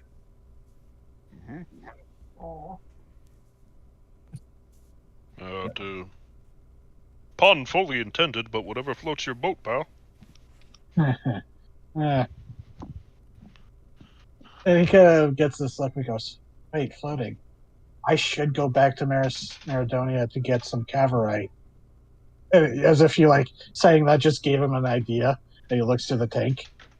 Getting this to float a little bit would make things very easy. As he just goes, hey, Pislop, come here, I got an idea. And they go and start chatting anyway. Aww. So, the artificers are going to take a look at the boat, the pillaging house, see if they can get the dead man switch fixed so that the Rondo can have its own gunship. I guess the most important person to hit up next would probably be the village leadership. Yep. not just the village, not just the Rondo chief, but Orovir, the person who was leading the Moonscale fighters. Yeah, so everyone in the group, you want to go meet up with the. It would be like getting closer. This would be around sunset when, actually, you would all be like requested to come talk to the people. Actually, so good timing. But Works you for all me. get summoned back to the village center where, the fight. They've cleared out some of the rubble, and even in times of war, people have to cook and eat. So people are getting ready. They broke out the rations they had hidden away. So they want to get burned in the fight. But you see, no, gotta make sure I say the right character's name. Yep, you see Matilda, the leader, as she's there, and she, stands as you approach and gladly, like, she goes, and we have the heroes of Rondo, and she starts clapping, and everyone around starts to applause. Rain turns pink. Chrono's wings open halfway, like she's deciding if she's gonna stay here or not. Tryhard's freezes. There's like blue screen of death sound in their brain. Hilke looks. Oh, so I'm not the only one deeply uncomfortable with that kind of praise. You shouldn't be, but it is what it is. Y'all are very socially awkward. They are, aren't they? Everyone's looking at me. The biggest and the smallest are the most socially adjusted. Ventra poofs up proudly on your shoulder. Yeah. Yeah. Like, yeah. Tiny bird, big ego. Yeah. They have to be. That's just hummingbirds, right, Raven? Basically, you kind of have to be. I try to say Raven, but I said Rayan. And any bird that is really tidy knows they have to make up for it, because if you're small and a pushover, everyone's just gonna bully you. Pretty much. They were considered great warriors by the Aztecs. Oh yeah. Yes. If you think American hummingbirds are aggro, South American hummingbirds take it to the next level. Which is the craziest thing. They have found, for the first time ever down in South America, they have found hummingbirds living in a communal hive in a cave. Oh. Like, communally raising chicks and stuff. Wild. Fucking wild. Which is like, hummingbirds are some of the most territorial birds ever. And yet they're just all perfectly chilling and like hanging out together. See, this is how you get sky piranha. Real life sturge. Or those, making GM notes about that. or the evil hummingbirds from that one Batman episode. I almost got him, where Penguin has poison-tipped hummingbirds. Oh yeah. Does he throw them like darts? No, they just fly and go after Batman as a cassowary is trying to kick him to death. Missed So opportunity. he turns on the sprinkler system and it makes them fall because, small birds, heavy water. I can't wait for the next appearance of the the Penguin in Batman, where he sicks pesto on Batman. Giant Get him! It's actually. Have you seen the pictures of Pesto in his partial molt, where he looks like he's wearing a fur collar coat? Yeah. But so there is a bit of celebration and applause for you before, some of the people realize that this might be a little uncomfortable for some of you, and it kind of dies off. But Matilda's like, I know this might be really comfortable for some of you, but really none of this would have happened unless your ship ended up sinking off our coast. You washed ashore here. Well, no, that's what made you different. You didn't wash ashore. You walked ashore. Yes, that's right. 50 sessions ago. What are you saying, Rain? Oh yeah, I cast the water wall. Yeah, that helped. That helped the majority of the crew survive that. We jogged on the land, remember? Yeah, it was still kind of a. It was still weird having to walk across the ocean during a storm, but you managed to. Yeah. But he goes, On this island. things have gotten nothing but better since you've arrived. You don't have to worry about going out into the open. The Anzu's gone. We have made friends on the land and the sea thanks to you. Our dreams are once again calm, and we don't have to worry about walking off in the middle of the night. You rescued those we thought were gone from toiling till their deaths in the mine. And you helped us most of all protect ourselves and survive. And now, truly, we might be free. And there's another. She goes, we just have to thank you. And there's like another round of clapping. This time a little more subdued, but and you see the other peoples of the village, Orvers there, Utra, Anchor, Susanna, Matilda's daughter Susanna and her wife Rosilda's there. Well, and yeah, you just see all those people you've met. Vopel's even there, kind of standing off towards the back, sticking closer to Captain Sternrudder. They seem to have maybe struck up a small friendship, but the village is. I should have music going for this or ambiance, but yeah, the village is. You have freed the island of Rondo. Congratulations. Feels good getting. Woo. Took 56 sessions. Is this 56? Yes. Act 1 complete. Insert disc 2. But the so they go, well, and Matilda turns to goes, and that goes for the rest of you. Everyone here has fought hard for what we did here today. Be proud of yourselves, and be proud, but also remember those who didn't make it all this way. We got to make sure that we remember them, and as we continue forward into our future, whatever that might be. And most of the people kind of scatter, go do their own thing, or still start helping clean up. It's a mix of repair and minor celebration. So, you wish to go speak with them? You want to? Sorry, who? You? People wanted to go talk to the leadership? Oh, yeah. I was just thinking general meetup stuff, touching point. Yeah, I think this right here was what we really were intending to do. It's like, yeah. Yeah. Getting a full assessment of everything that went down. Sharing what information we acquired, this ship's kind of banged up. We learned it from this person, and from that person told us this. Where's Captain Grimm's body?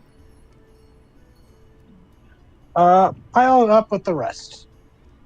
God, At the very bottom of the pile. No, if I remember right at the end of the session, we burned it.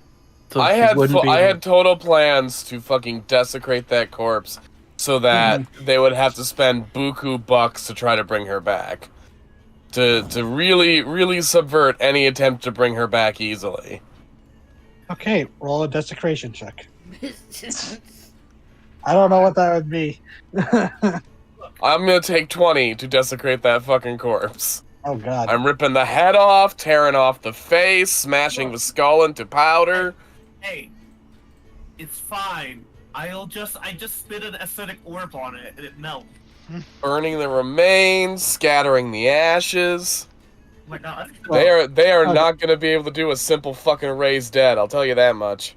Yeah, she was going to be with the rest. They're going to start funeral pyres, or burning the bodies of the pirates. Beyond those that they just tossed into the water, but don't really want to toss them where your farms are. Which there was concern about the sea cows. They did get kind of scattered as their pens were broken, but the reason why you hadn't really seen Marlene was because she was busy at work with some of the others and some of the Moonscale wrangling up the loose wildlife. But Yeah, Rain, when we go to the body, Rain just casts, spews vitriolic sphere. use. Yeah, just... Ryoko's an assassin. She knows that sometimes you gotta do extra shit if you want to make sure someone stays dead. Her tools, her implements of murder. Rain walks up, vomits up a ball of acid, and melts the body. Probably. Oh, that was rude. She probably wouldn't welcome that at this point, actually. She's still mad at you. Yeah, that's true. Yeah. That's true. Yeah. Let Ryoko unwind by desecration. Yeah, let me desecrate a corpse. Like a hero. It's fine. Okay. So We have the most interesting conversations in this party Yeah. sometimes. I don't know what you're talking about. I meant it positively. Everybody talks about corpse desecration Just- every once in a while. There we go. this ambiance had fireworks, but it's called Halfling Village, so I think it's or Halfling Festival, so I think it's Bilbo's party. Of course. There wouldn't really be fireworks, but Pizlov made pyrotechnics. actually there would be. When the night comes, there's suddenly you hear Neri, the harpy. She goes, "Oh hey, we never got to use these," and then she goes, The flares. "Yeah," as you see 3 flares go off, different colors like fireworks, and you hear the kids of the village go, "Ooh!" I mean, there's also multiple magic users. They can throw a firebolt or a fireball Oh, in the yeah. air or something. Mm-hmm.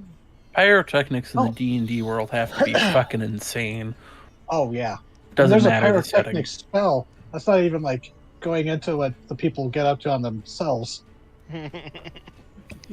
But I will actually, I Oh, will sorry. say during this celebration, Amon will pull Karan to the side and be like, "Later on, I have to show you something when we're not surrounded by so many people," if there's one thing and to then identify- promptly leave to go back to the celebration. So it's kind of is like an impromptu celebration after that declaration. The bodies have been cleared off, the dead, respectfully placed for later burial, and either at sea or at land, depending on belief system, of course. But the food has been brought out that was hidden away, just in case. And actually, this would be a good time for Jairus to reveal something that him and Pizlop had developed with some Motai's help. But you do see Motai, kind of wandering around, enjoying the festivities as well. But I just imagine him just waddling around with a little notepad, taking notes about the peculiar rituals of this village. Oh, yeah, probably. But Jairus would reveal something, and he goes, "Well, perfect time to reveal this because it's kind of festive." And he reveals that one of the uses that they've developed for the iridescent tar is that they've created a lamp fuel from it that burns different colors. Oh. Cool. It's an iridescent flame. It kind of flickers between different colors. He goes, still working on refining it to be to get solid colors, but I mean, they put up like the equivalent of like tiki torches around, and there's like these colors, these sputtering multicolored lights that draw people's attention, and not very useful at the moment, but very flashy and colorful. Yeah. But, yeah, so feel free. You can mingle, you can chat with various NPCs. This is the Tiefling party section of, Baldur's Gate 3, basically. There's even actually, Rayan and Ryoko. There would be a moment where the two of you are maybe kind of near each other, but you're not talking to each other still. When you hear a voice go of the Ferrum Featherbottom go, Ryoko, Rayan, may I have attention roll just real quick? As you see the halfling walk up, grinning as he's got the fiddle, his illusionary fiddle in one hand. Goes, Yes. been talking with some of the other people who actually know how to use an instrument. Not many of us, but I mean, you can hear some people already starting music. And he goes, was wondering if two of you wouldn't mind joining us at some point in it. Oh. No rush, eat, be merry, but want to do a little performance later. See what we can do. Rayan looks to Ryoko. I don't know if I'm ready to perform in front of a crowd. And that's perfectly fine. I just wanted to extend the offer. But then he looks at you, Ray, and he goes, what about you? We could use a squeeze box player. Rayan. Yeah, I would. Excellent. Yeah, just come up when you're ready. And he gestures to some of the other people. Goes, don't worry, other people are fortifying their courage as well as you see them drinking. Goes, we might not be the best sounding band, but we're going to be lively. That's what they're drinking. Goes, That's all this crowd needs. And yeah, Ryoko, you'd probably be glad to hear this. They've actually broken out some of the rare kegs of actual ale or wine that they've managed to salvage for special occasions. Because usually when people want to get drunk here, they just drink the jungle hooch, made from the fermented berries and fruits and stuff. But now they're breaking out the actual good stuff. Rayan starts to play, stops.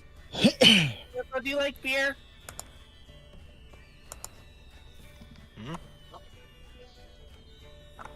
What was that you said? Ryoko, do you like beer? Yes? He hands you the alchemy jug. And then heads off.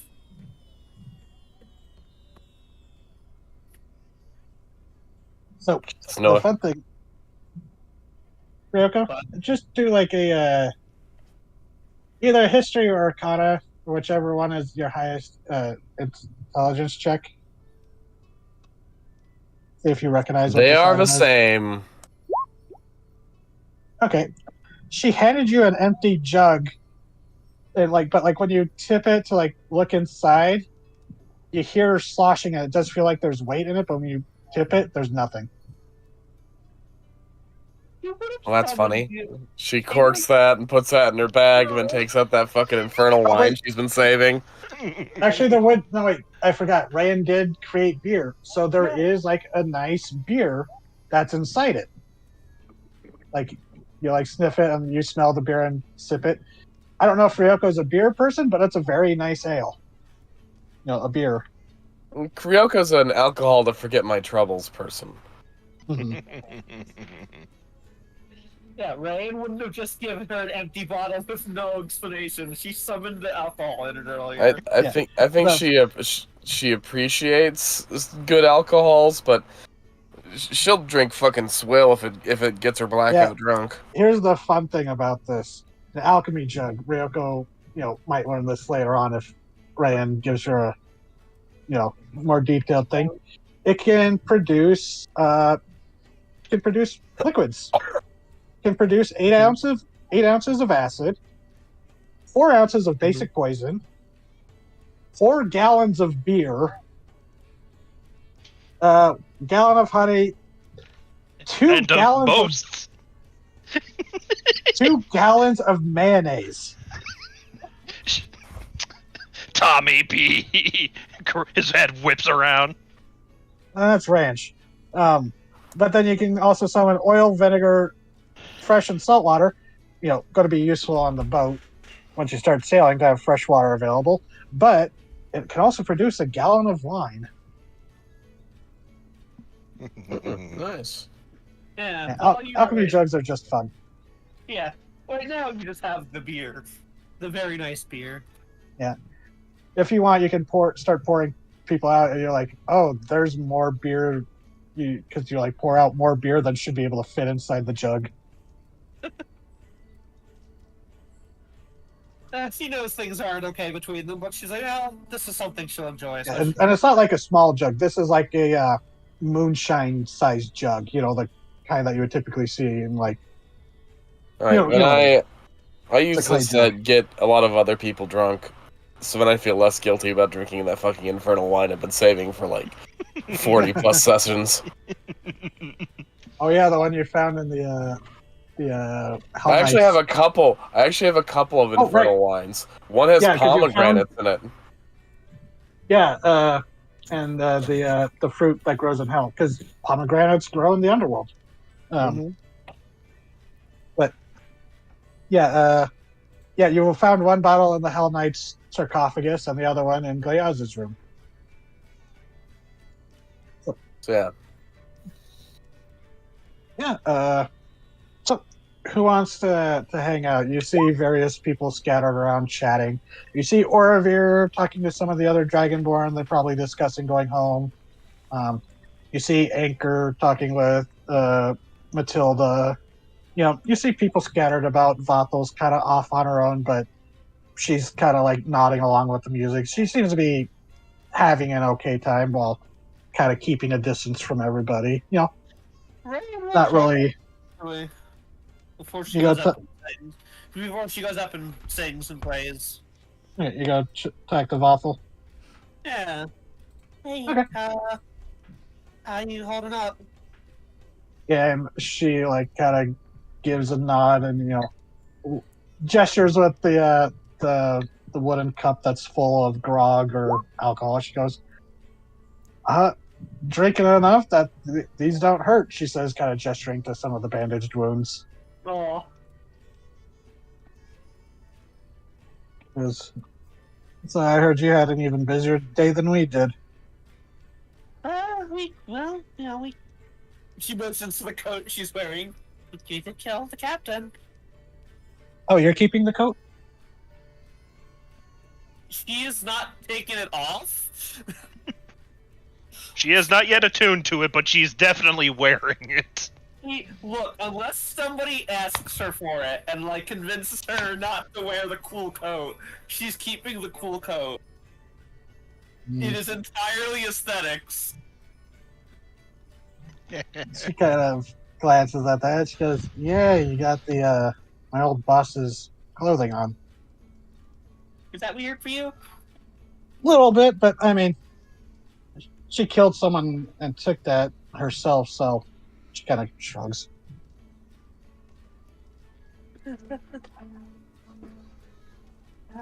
But to be fair, I think most of the things she had were things she killed someone for, or someone killed someone else to give to her.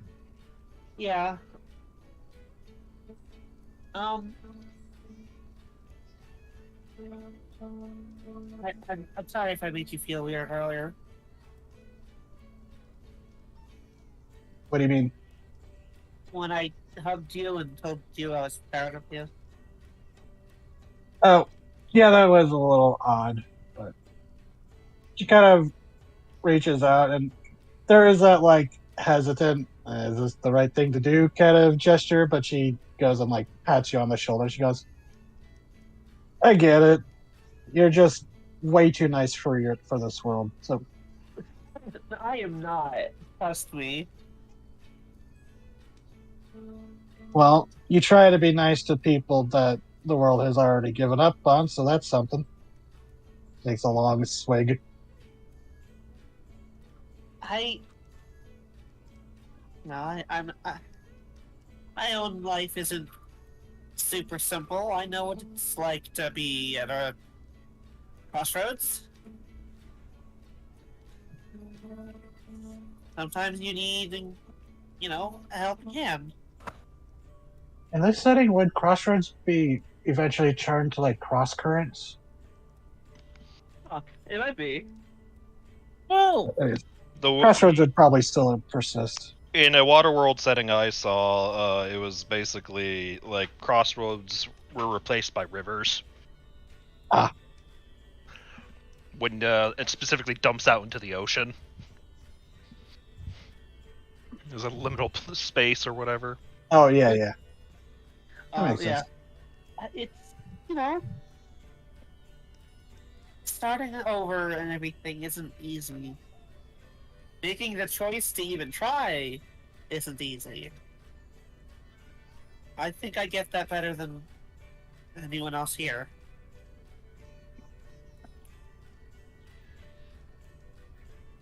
Maybe I'll tell you about my whole deal someday. I mean, we're going to be leaving the island together, so you'll have the chance, I guess. But, I guess for now, she kind of gestures to the party. She goes, I guess we should try to enjoy this. You deserve it. She kind of, you're not in eyesight of where the captives are being held. They're being kept away from the festivities. Nobody wants that reminder. Yeah. But she kind of glances in that direction. She goes, honestly, what I deserve is probably being in the pen with them if you ask some of the people here. But she shrugs and takes another gulp of alcohol. She goes, I guess that's the thing about penance. It's not going to be enough for some people. Yeah. But it will be for some, and those are the people you want to be with. Well, don't be getting soggy on me now. But I'm very soggy. You see, there is like one of the first hints of a grin that you've seen on her face. Aww. But she goes, yeah, you enjoy. Probably gonna just stand back, enjoy it ambiently, Okay. get drunk. Now's the time, I think. Oh yes, and she goes and takes another long. And it would be such a long drink. She's like, "Oh, refill time." She gives you another pat on the shoulder. Starts to go walk off towards the alcohol area.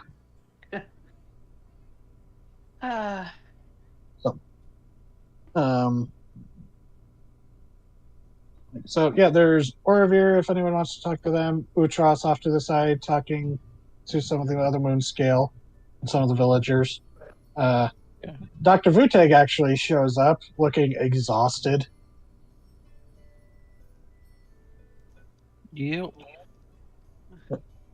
I think if it's all right, I'd like the chance to go talk to Orovir. All right. So, yeah, you go find Orovir, and he perks up when he sees you. His wings have disappeared again, but Yep. he goes, "Oh, Mom, welcome." And he kind of Yes. gestures with. Amon will probably has a small drink in his hands, or a normal sized drink, which looks large, whichever's funnier.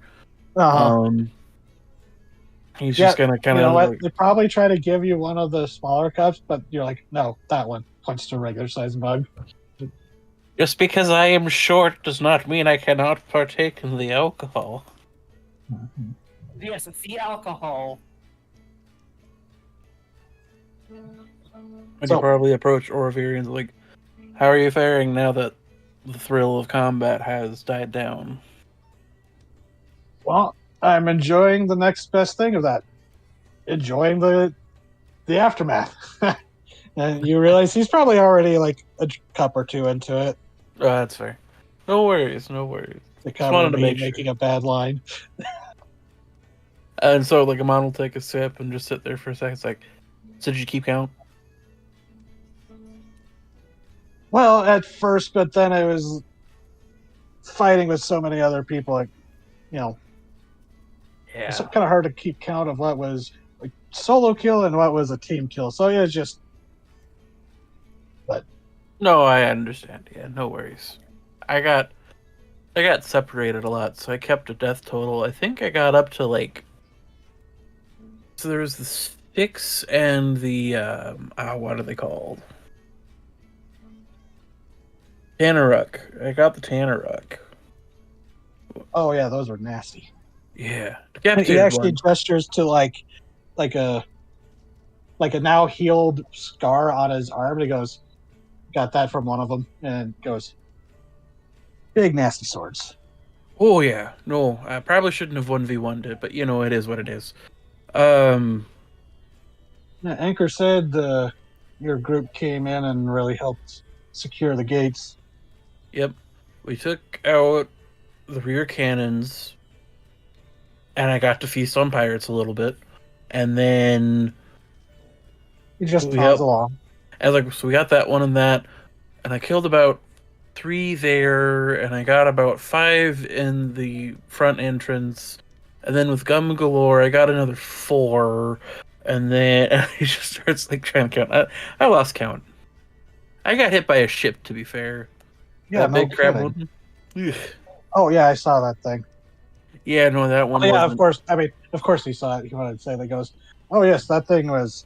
I'm a little disappointed I wasn't able to join in the fun earlier, but It was full of invisible closets. I got to smash some things. I haven't been able to do that in a while.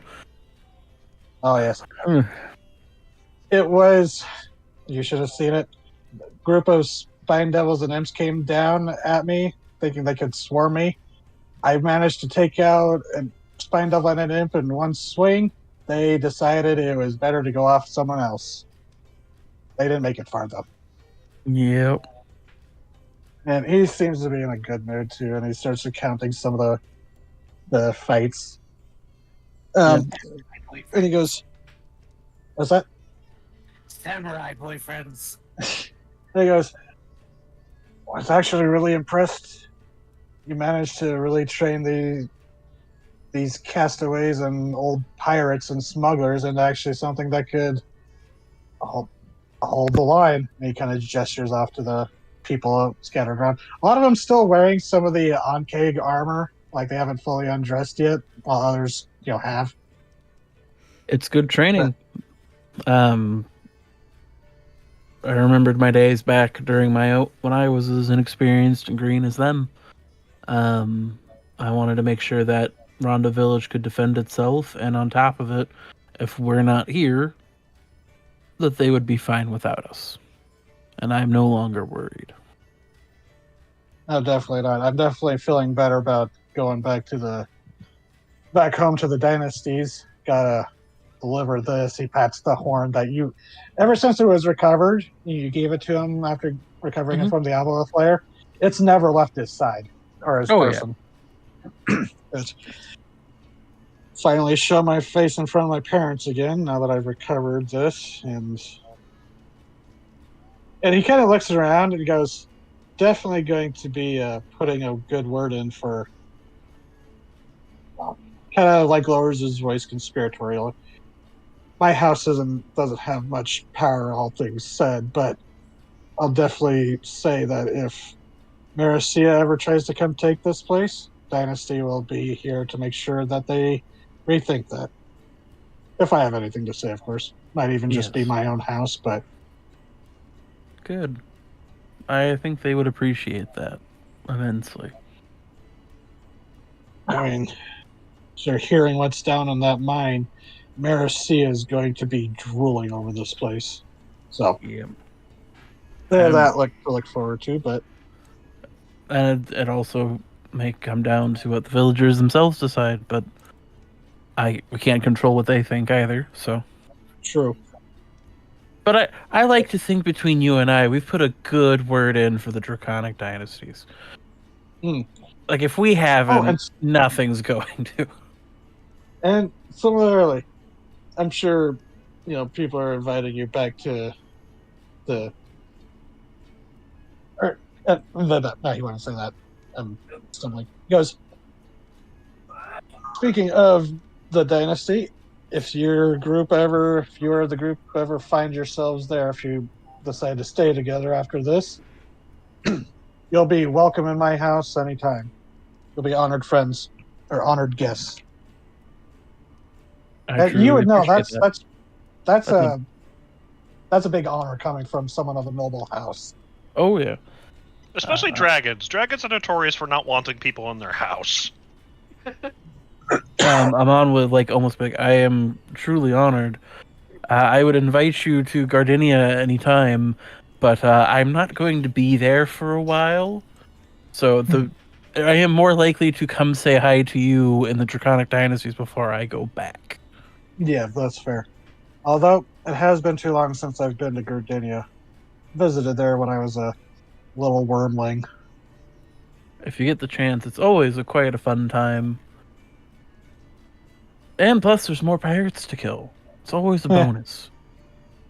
Yes. He kind of does like a little toast to you at that, making sure the seas are safe from the scoundrels of the Federation. Work never to be done. And he kind of toasts you. And he'll toast back. So, yeah, Orovera is having a good time. He'll be happy to chat with you some more if you like. Yeah, I don't have anything in particular, so it's just kind of casual chatting. He's having a good time, having a good time.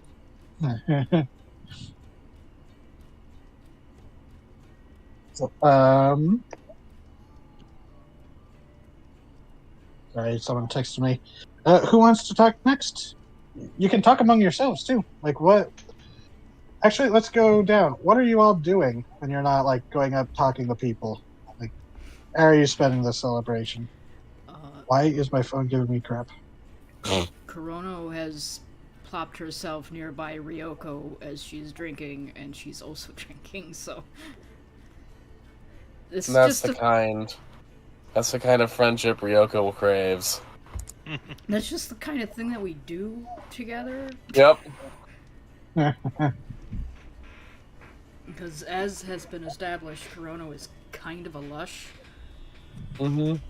You're the wine-ons of the party. Yeah, if she has an excuse to drink and she can sit down and do it, she will do it.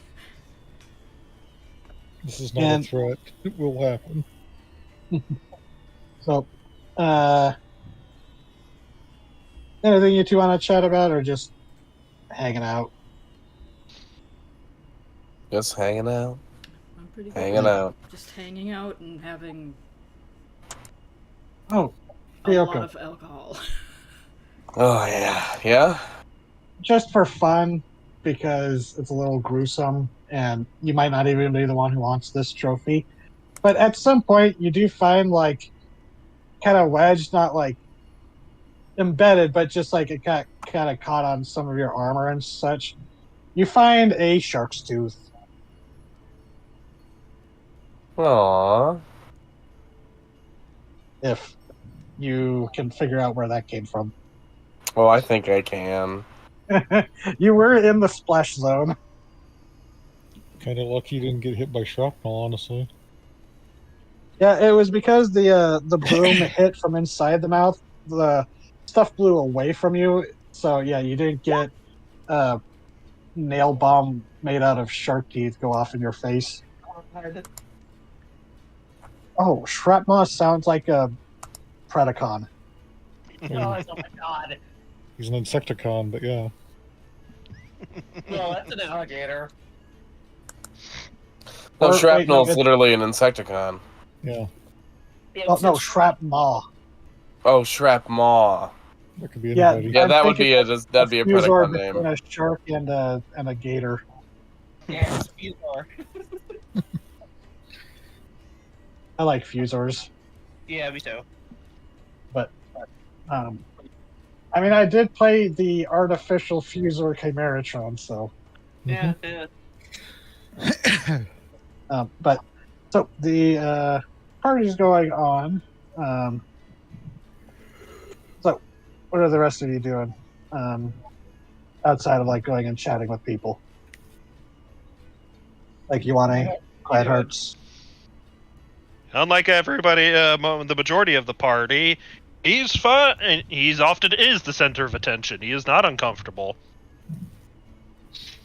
So you're probably like telling stories and shit. Yeah, absolutely. Yeah, people would definitely be coming up and asking you about like the fights out on the boats and fighting Captain Grin, because yours was the voice that shouted out to challenge her initially, and then again to declare victory over her. And Yeah. you're the one who dealt the killing blow. Yeah, he's not the kind to hype himself up. He very clearly makes it a team effort. But anyone who wants to listen, yeah, he will tell them. Yeah. And only natural for a long-time sailor is like, oh, well, we gotta spice up what actually happened. Oh yeah, definitely. Because when you get stabbed, you're not gonna say, "Man, that fucking hurt." It's like that's not as cool. Yeah, you know what? I probably has experience of regaling tales of the hunt. Mm-hmm. Or When you're helping hunting, out tell the. when you're hunting fucking sea serpents the size of fucking ships, yeah, you better make it sound impressive. Yeah, and it's a lot of the kids and younger folk are enthralled. They seem to, they're Yeah. they weren't present for the viciousness of it. Some of them, there was loss for some of them, but Yeah. they're swept up in the celebration, and tomorrow we'll be grieving. yeah. I'm But- sure at least one person after telling the story is like, so you made up that part about how you killed Grin, right? And it's like, no. No, that part's true. You shattered the teeth of the grinning Grin. devil. Or the grinning demon. Hmm. Would you believe it that I've never thrown a boomerang until then? And that gets some laughter. Yeah, no, Yeah, usually I I still throw find it- sticks. I still find it funny that proficiency with javelins gives proficiency with boomerangs. Doesn't make sense, but sure, why not? I mean, What is a proficiency boomerang but a very odd javelin? Proficiency with swords gives you proficiency with hammers, so drugs. Mhm. So, and I tangent always with bringing up the Mad Max game I was in, but my paladin did start out, his ranged weapon was boomerangs because it was a Mad Max style game. So he had boomerangs and never really got to use them until we had to do a exhibition to impress a shadow dragon for reasons and like entertain us. And it's like, well, we have a sharpshooter and I have a boomerang and a grenade. Here, I tape the grenade to the boomerang, throw it, and turn around. Case, you better not fucking miss.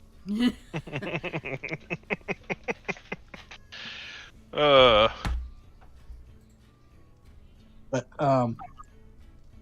Yeah, he's just being very loud actually, and no, very I lively. did use that when there was a Mad Max vehicle chase. I did use it to smack someone in the face and knock them off their motorcycle. That was satisfying.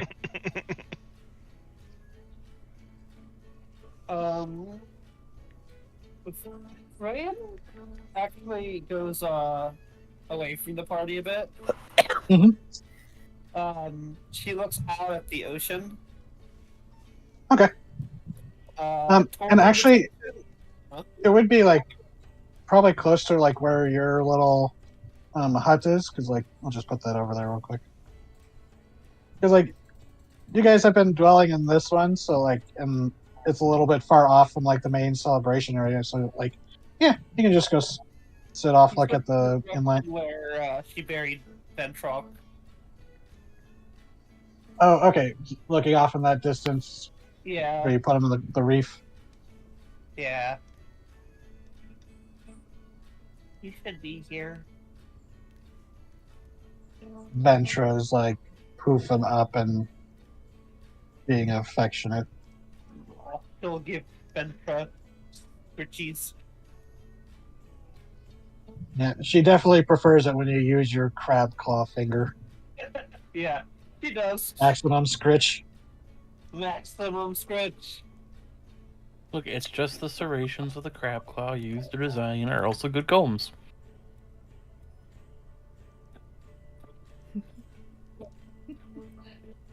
I wish she made it, Ventra.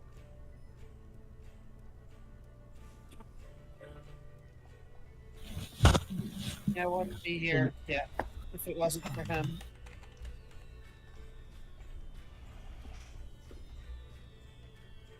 Yeah, because you remember Ventralk's. You would still have the letter he left you. Yeah.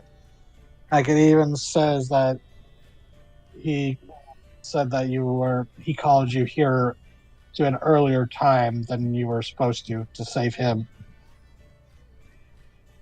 You know, which you did save him from the being sacrificed to the chained court, but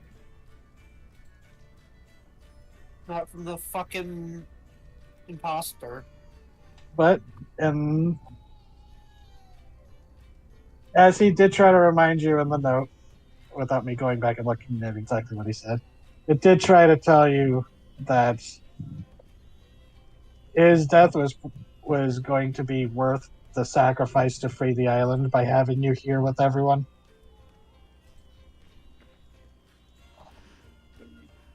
I'm not implying this was a save the cheerleader, save the world kind of moment with Rayan, but I do it. yeah, You aren't vaguely denying get it that either.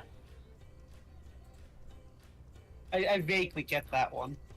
having Yeah. everyone in the group was what really did it. Lost 2.0 was a hell of a drug. Yeah, right. Ryan thinks that even without her, they would have succeeded, but there could have been a lot more losses. So, because you brought the Chromaticon, which brought a lot of intel to the situation. It did. Yeah. Yeah, she's kind of just. And actually, by this point, the clouds would have cleared up for the most part. They're still like drifting clouds, but you can see the stars and the two moons. Okay. Okay. Yeah, she just kind of sits by herself there with Ventra for a bit. Okay. Quinarts, what you up to? So, people may or may not have noticed, but Quiet Hearts has kind of been in and around the party, but not like directly center. A little bit you of may a have wall. caught- Not exactly. They're always moving and doing something, but it's hard to tell what they're exactly doing. Anyone who gets a glance will notice that they're carrying a wide, bowl. And again, when they think no one's looking, they'll basically put a bunch of booze in it, and then they'll start moving out into the jungle, and they'll set it down, basically trying to, if the pixies want to join in the celebration, but stay separate. You have a perception check. All right. Not gonna lie, for a brief moment, I thought Quiet Hearts was gonna start drinking alone, which is to say, just staring at us bowl, sadly. No. Yeah, There we go. it's just like, oh wow, Quiet Hearts, heavy drink, and he just keeps like drinking the bowl's worth when no one's looking. It's like, wow, get that thing on a keg stand. Does more eyes mean you eat it faster? No idea. Anyways, But- it was a 14. Not terribly good. But it wasn't a high check because your friends, they don't want to hide from you. As the first time you go out and you don't see anything, but the second time, you notice the bowl is like had been slightly disturbed. You weren't sure if it was like a jungle animal, but as you go out, the little pixie friend that you've seen, this little insectoid humanoid with the dragonfly wings, zips down right in front of your face and goes, gives the little wave, and you hear the buzzing Sylvan. We'll sit down the bowl and just, hello, friend. I wanted to thank you personally for the help. And they nod. They understand Common, but they can't speak it. Yeah, I recall. It's just, Um, and Ryan is your translator. translator. in addition, I just wanted to make sure you all had access to alcohol so you could enjoy the celebration like everyone else. And they give an eager nod, and they turn and point. And when you were in just a few seconds of talking to them, you look back and there's like 7 different pixies, like leaning in with like little cut leaves or like little bits of bark, and are scooping it up and taking sips. Yeah, One's like leaning in, just like drinking like from the giant bowl themselves, almost falling in. they'll sit down the second ball. That's probably as much as they'll give the pixies. I'm sure Ryoko has that fantasy. It's just falling into the alcohol. Swimming in it. If we ever find a brewery, she's just gonna step up and just like, I need to live a dream, and vanish. Let the archangels take me. But yeah, they're going to just Me flavored wine. smile lightly at like the scene, and it's like, and I was wondering if I could ask you a favor real quick, a small one. Your little pixie friend looks up. They have looks like to be a piece of bark that was just happened to be curved enough to act as like a little cup, and they look to you, tilt their head. Right. I am going to post it in my chat to keep the surprise. I approve of this action. Indeed. I'm sending a message to you, DM. That is a threat. And they give a nod and go, they agree with that. Okay. Perfectly okay. We'll spend Yeah. a little time with the pixies then before Yeah. moving back. And they're happy to hang out with you. Yeah. Your little friend does a little dancing lights cantrip to get some light around. And they have. Oh, I'm looking at the updated pixie stat block. They took away polymorph. These are old pixies. It's fine. We haven't yet moved to the new system. Yeah, that's true. You can just say like these are greater pixies or something ridiculous. Or your friend is a special pixie. But yeah, they like do an insight check as they like are miming and gesturing with the help of some of the other pixies. Okay, insight. Okay, it takes a little bit, but then you realize they're telling the story of maybe running into a pirate or two.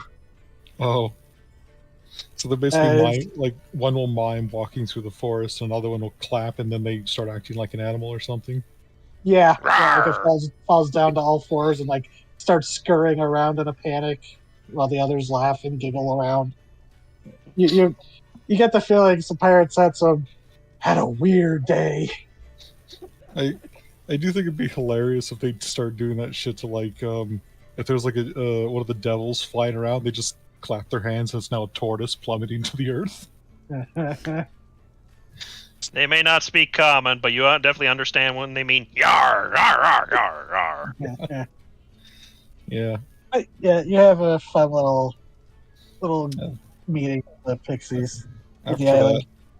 After that, they'd go and seek out Rayan. Okay. Rand, would you have returned to the party by now? Nah. Oh, they'd ask someone, and they'd probably say, it wouldn't be sorry, too hard. Rand being like now one of the heroes of Rondo, people would be like, oh yeah, sorry, go that direction. You'd be able to track him down. Yeah. Well, they'd approach cautiously from behind. Rayan? Oh. Hey, firehearts. Would you like some company? Yeah, I would. They're gonna walk over, and instead of sitting down beside, they're actually gonna offer a hand. Rand looks at it like confused, but takes it. They're going to like gently motion for Rand to like stand up. She does so. There's something I wanted to do before we got into battle, but unfortunately the weather did not allow me to. What's And that? they're not going to say. They're actually the pendant around their neck is going to glow, and then suddenly they start taking Rain into the air. Haha. This wing sprout, and they do and they hold Rain up and like basically motion Rain closer so she can basically stand on the pauldrons or the sabatons. I mean, pauldrons. Yeah. Fuck. That was weird imagery. Anyways, the sabatons, and basically, Quiet Hearts is then going to like take Rain by the hands and very awkwardly begin to circle and spin in the air as if they're kind of waltzing. Aww. The Superman Lois moment. You Basically. cute fuckers. Like, oh, got air, but then she'll lean her head into Quiet Heart. God, I just think of the Superman and Lois flag scene. It's like, can you read my thoughts? But one of you actually can. You have Detect Thought medallion. Yeah. I'm just thinking of how it was quoted in the Venture Brothers. Oh, God. The inherent eroticism of the sea. Yeah, they're wings out, flapping now and again, and they're just slowly dancing through the air with Rain. If they're on the ground, this would be the most awkward and cumbersome dance. It's clearly not something they know how to do, but it's like I can spin and move. That's pretty simple. So yeah, Yeah. they just very taking Rain on a slow waltz through the sky. In the dimmer light by the ocean, pretty much just lit up by their own eyes.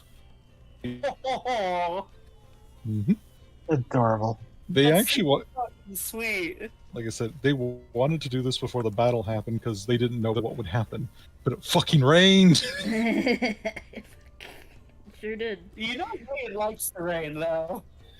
I know, but like, it wouldn't It's have been, definitely fine. it wouldn't have been nearly as romantic as having a half-wet Asimar. I'm singing in the rain. A drenched, annoyed Asimar. I mean, Yeah. birds do look pretty pathetic when they're wet. Exactly. Yeah, you ever see a waterlogged peacock? Mm-hmm. They're so funny. And it's just the two of them. Ryan will undo her arm, brush her hair out of her face. Since we're You kind know. of Let all her weirdness out. letting the freak flag fly, Quiet Hearts will also take off their helmet, and they'll kind of just let it drop to the, sandy shore. Ryan smiles at them. And they will smile back. Well, the half-slitted eye smile thing. Yeah. Thank you, Quiet Hearts.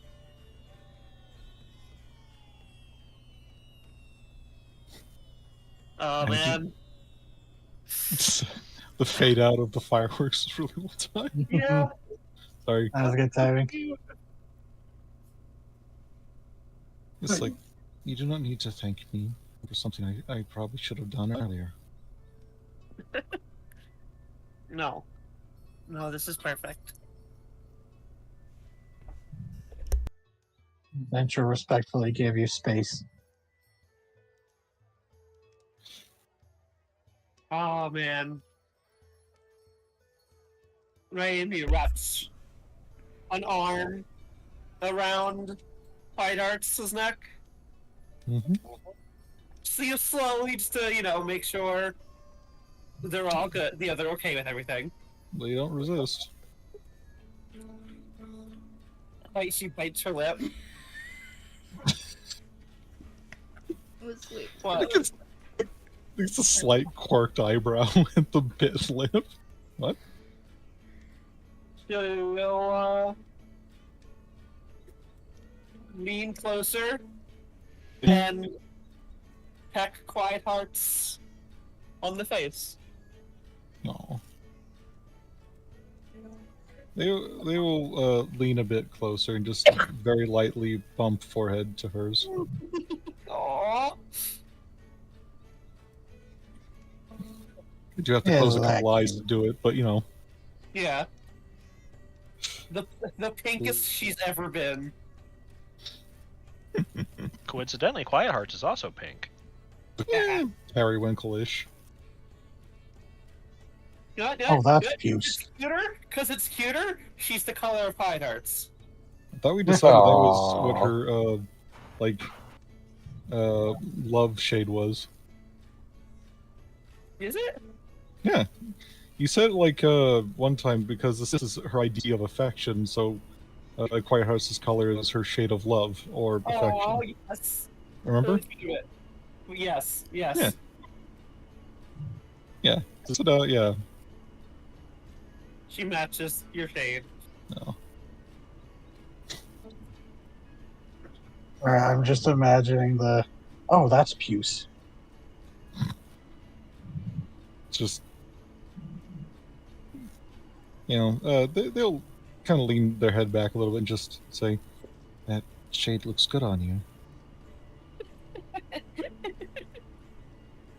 Thank you. It looks good on you too. I would disagree, but I am happy you like it. You not? Not particularly.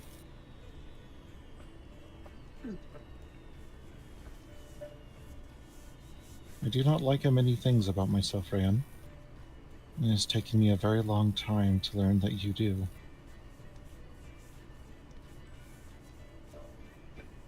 Well, I like a lot of things about you. And you. I think we should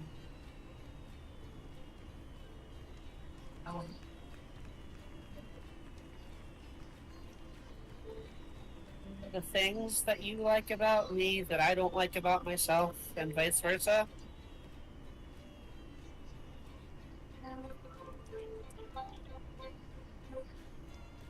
And this is hard.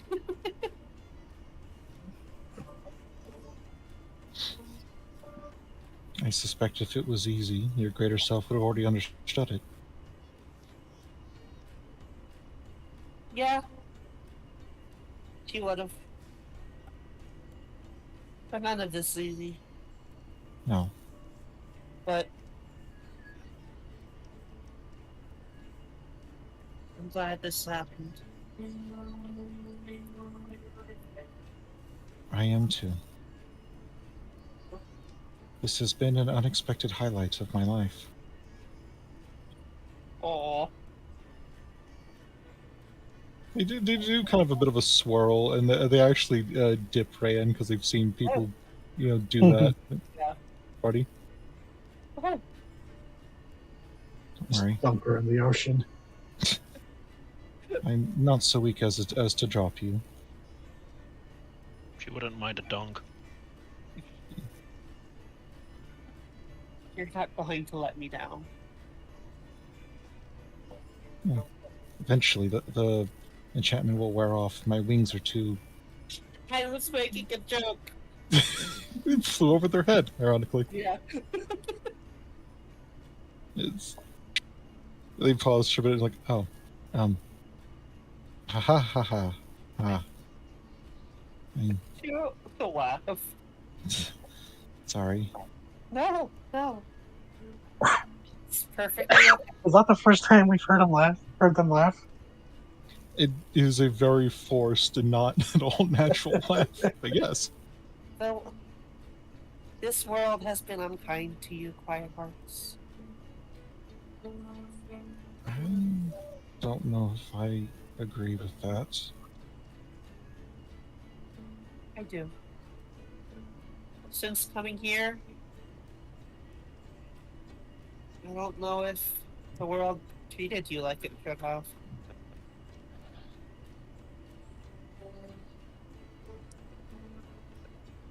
Until very recently, I was not aware there was another way. Me neither.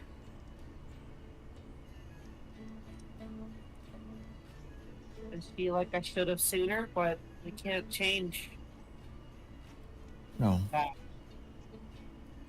without external stimulus, we are trapped in our ways. Whether that comes from a friendly hand or a fist. Yeah. Or a claw. And she'll, like, hold up her crab claw. I actually lean into the crab claw. I just like have absolutely no fear of it. Aww.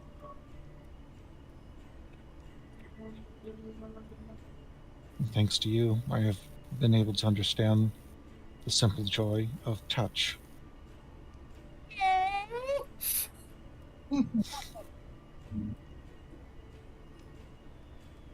Wow.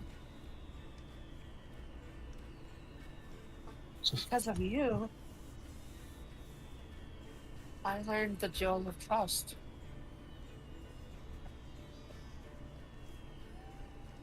you would have learned that from Iwane. Either way. Joanna is waiting down below to rob her of the coat.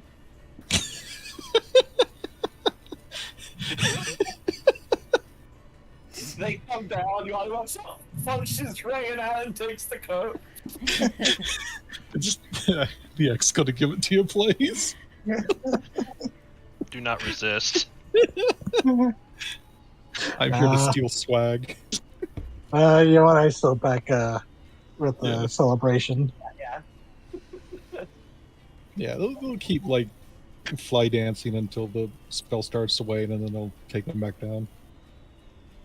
Well, there would be at one point, they wouldn't stick around long, but Rain, you're delighted to see suddenly you're surrounded by like a swirl of colored lights that you take a moment to see as one stops by Quiet Hearts almost standing on their shoulder.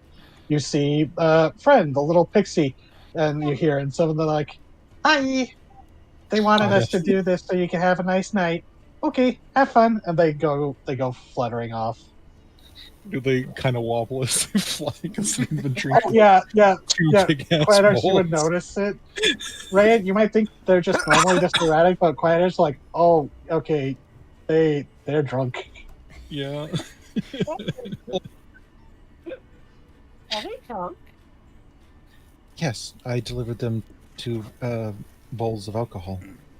Oh, also, because they have Druidcraft, they do produce like they don't give like a single flower. They just go up, and you just suddenly both have a couple of flowers sprout from your head.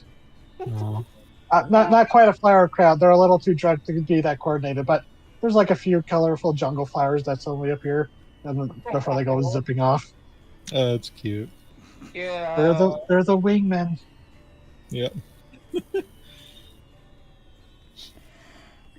Yeah.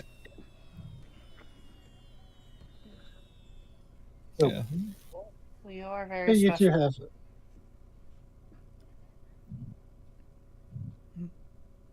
What was that? You are very special. Just a look of there's just a slight uncomfortable look passes through their eyes for a minute. Just What's the matter? I do not. Being special is not a comfort to me.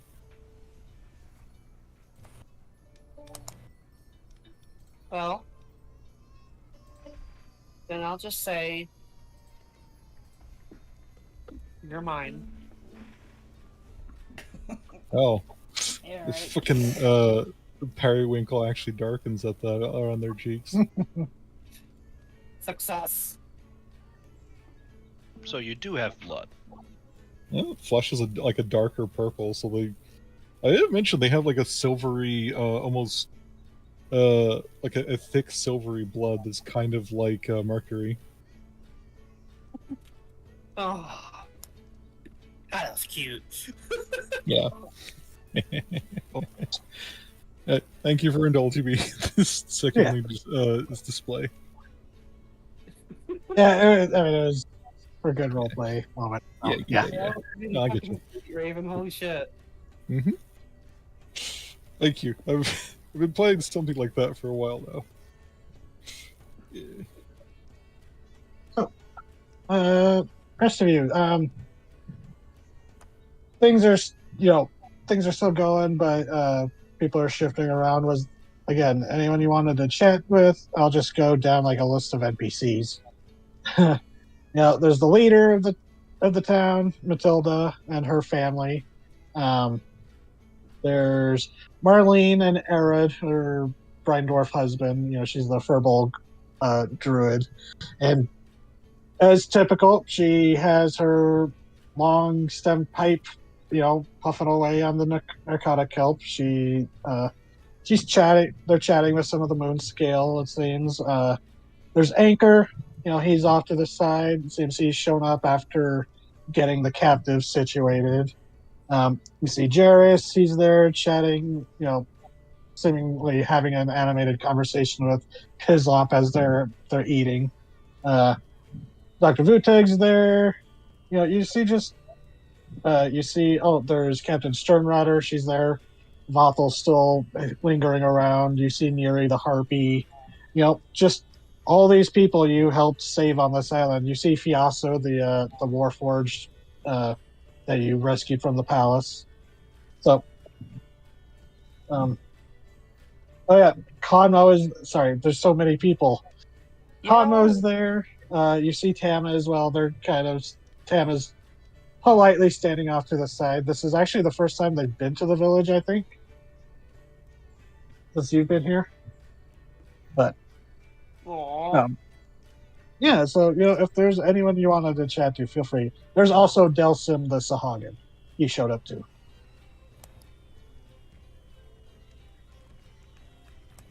You don't have to feel obligated to talk to everyone, but if there is anybody. Gang, come on. Mm-hmm. I think for the most part, I'd say I've kind of gotten who I want to get covered at the party, at the very least. I'm being gay as shit.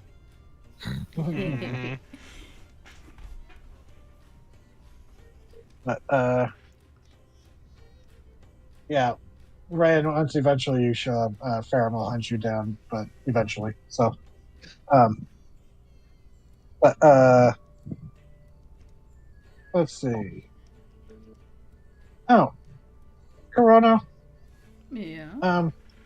Actually, you and Ryoko would I don't know, depending on. You'd be the one to notice this probably over Ryoko. Ryoko might be in her cups. But, I'm doing that's fine, thank you. As you're scanning the party, you notice that seated on the log next to Rizzo, the cook, they're just seeming to have a friendly chat. You see old Macia sitting there, Owl perched up on her shoulder, long legs folded dramatically to perch. Grandma And did she kind of show meets up. your gaze and gives a smile and a nod in your direction. Her eye patch in place. She just looks like.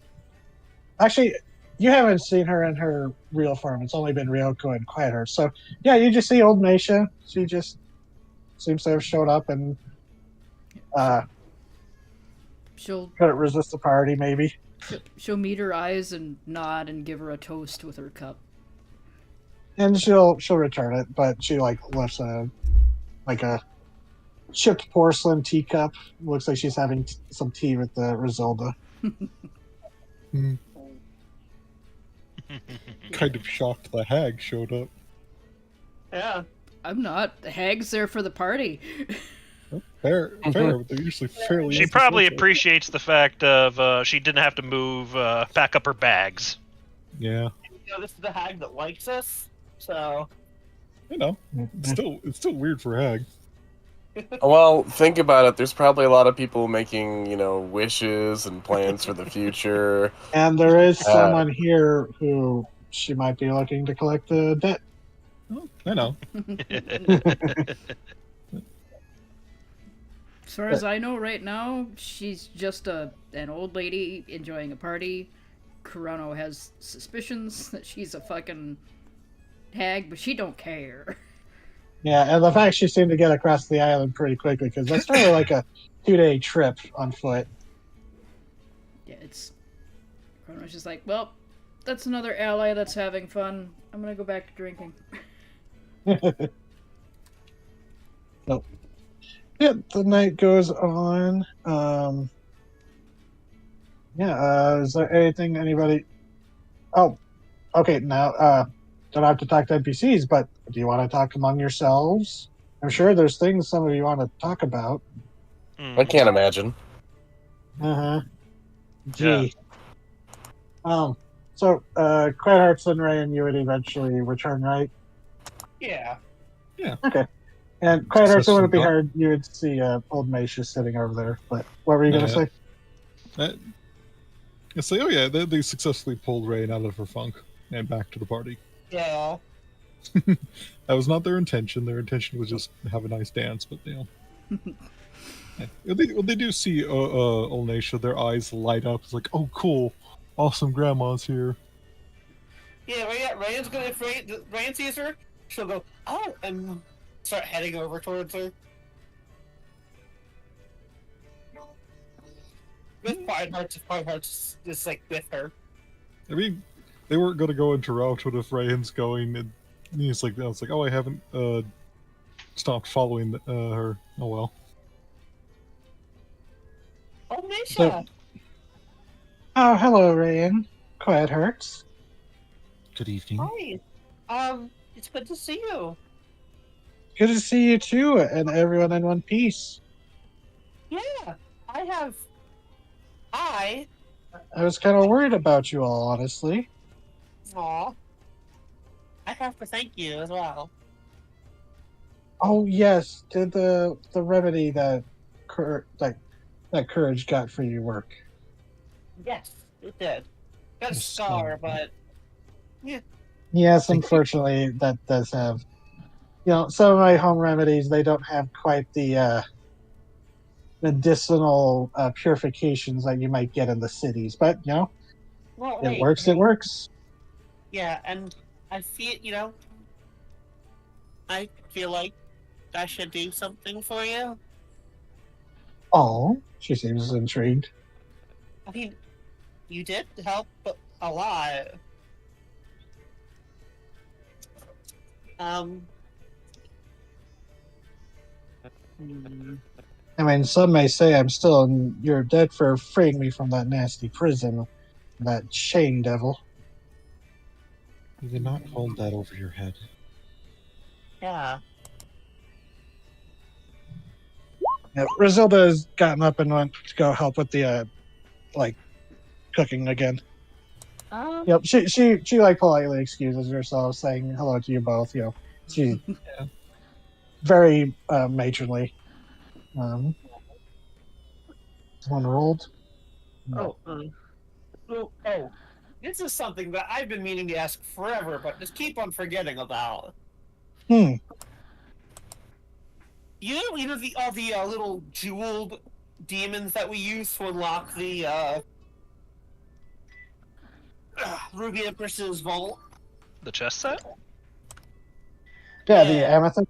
It was an amethyst set. After we got that and got all the stuff in it, were we able to take the little demon minifigures? Yeah, I remember you asking about that. Yeah, you would be able to take them off, and the vault, like the wall vault, sealed up again after once you removed them. You basically finished the collection. Yeah, we have the finished collection. Yeah, you could literally you now have a very expensive, the equivalent of this world's version of chess set. Man, Demon and devil chess. Brian's thinking about giving it to her. I don't have a problem with it. We have plenty of money. Yeah, I mean, Correction. Ryoko has plenty of money.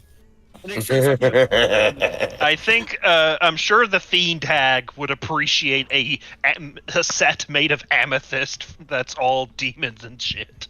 Probably owned by the Empress or the person who chained her up. You know. Yeah. But, I would make sure it's okay with all you guys as well. I don't care. I don't care. You're good. Yeah. Rain will reach into her hyperspace pouch. Or marsupial pouch. Oh, God. I remember seeing a stat block for like a bag of holding possum. Oh, that's terrifying. Amazing. I think I remember that too. Yeah, she'll pull out the set. This is... No. Thank you. Oh. And she's like, "Oh, these are delightful. I haven't seen such an exquisite set in years." She kind of picks them up, turns them over. Yeah. Are you sure this would be quite the find to a collector of Ruby Empire memorabilia? Maybe, but you're our friend. Oh, I'm touched. And so she goes, "Well, this is quite the gift. Thank you, Rayan." Of course. And you know what? Hold on, let me see. Okay. She didn't roll high enough to notice anything else about them, like they were keys. She's like, "Oh, this is sweet." She goes, "I have a nice place I can put them up, and it will be fun if someone comes to visit. We might be able to play sometime." You may have to teach me. I'm afraid I never learned. Oh, yes. Actually, if we can find an appropriate board, we might be able to play a game or two later if you would like. That would be nice. It would. We do have to talk about, after all, but, They know. we're friends and all, but we do have to settle up, of course, but... Of course. There's No rush no to that. fear, no hesitation, no nothing. Just like, yeah, obviously. Yeah. It's like, those people would be Jill... absolutely fucking terrified. So she puts them aside in a pouch and reaches up idly, gives the owl a few scritches, and she goes, "So, well, don't let me keep you from enjoying the festivities." You aren't. Thank you. Yeah. And while you're still on the island, always feel free. You can stop by. Of course. I would. Yeah, I'd actually be interested in playing that game. Excellent. Been a while since I've had anyone to play with that weren't pixies, and you would bet that I think you can guess they don't really grasp the rules all too long.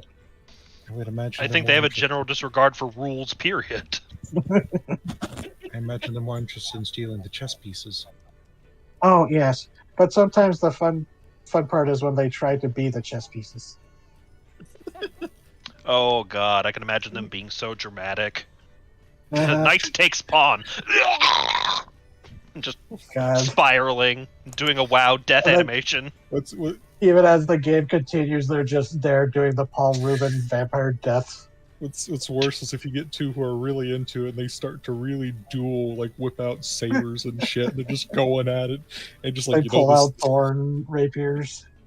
It's like, this game has to end an hour, right? And they're just really just fucking. It's like theater. Oh yeah, Faye do love the theater. Just twitching. So, Maisha's there. She seems to be having a good time and is very pleased with your gift, Rand. Yeah. It's like the Dragon Age. She really liked that. I've gained affinity with the hag. This will only be resulting good. Carlac approves. I mean, we all have, technically. Yeah. So, Rand, since you're now back in the middle of the village, you feel like a tap on your arm. You look down, and there's Fern. He goes, "You ready?" Yeah, I am. Excellent. Pardon me, I'm going to borrow her for a little bit. And Reinhardt will nod and just give Rain a little wave as, you know. Yeah, Ray has like an excited but nervous smile as she off. so They you go. take a, like I say, they take. Hang on, just last thing. They take a moment. They remember. It goes. Then it's like, oh yes. It's like. Then they remember something Amon did, and they give the double thumbs up. I recall him doing that. I don't remember when. Just like 20 sessions ago. I've done it at least 3 times now. I no longer remember. I have enough eyes. I would have seen it at least once. I've Yes. slept Yeah. since then. Yeah, exactly. So, yeah, Rand. There's not like a stage or anything that's built, but there is like an area set off to the side where you see some people are already. There's a guy with a fiddle, another fiddle that's going. Someone has some drums. You see a moon skilled there with some of their own personal drum, like the stretched leather and such. And the small little band, and they wave when you approach. No one has a squeeze box or accordion, so Ray's gonna sing too. okay. And there actually is even someone with that's just there with a jug. Aww. Look, the jug player is the most important person of the band. There they set the beat. Exactly. So yeah, it's a little shipwreck band. Yeah, it's perfect. So go ahead and roll me a performance. Or I can't remember if it was 14 is not bad though. I can't remember which one we had you do before, either the performance or a I'm proficient with a concertina. yeah. Well, yeah, the squeeze box concertina. I can't remember what the actual name was. So yeah, if you want to roll as well, the performance would be for your singing. No, I got roll. Whatever, I'll just do this real quick. Wow. It's weird that it doubled both times. Yeah, Christ. Oh, and if you scroll up, Courage's last 2 rolls were a 14 and 11. Woo! What the fuck? Right. In the same order, too. Roll 20, what are you doing? Roll 20 shipping you.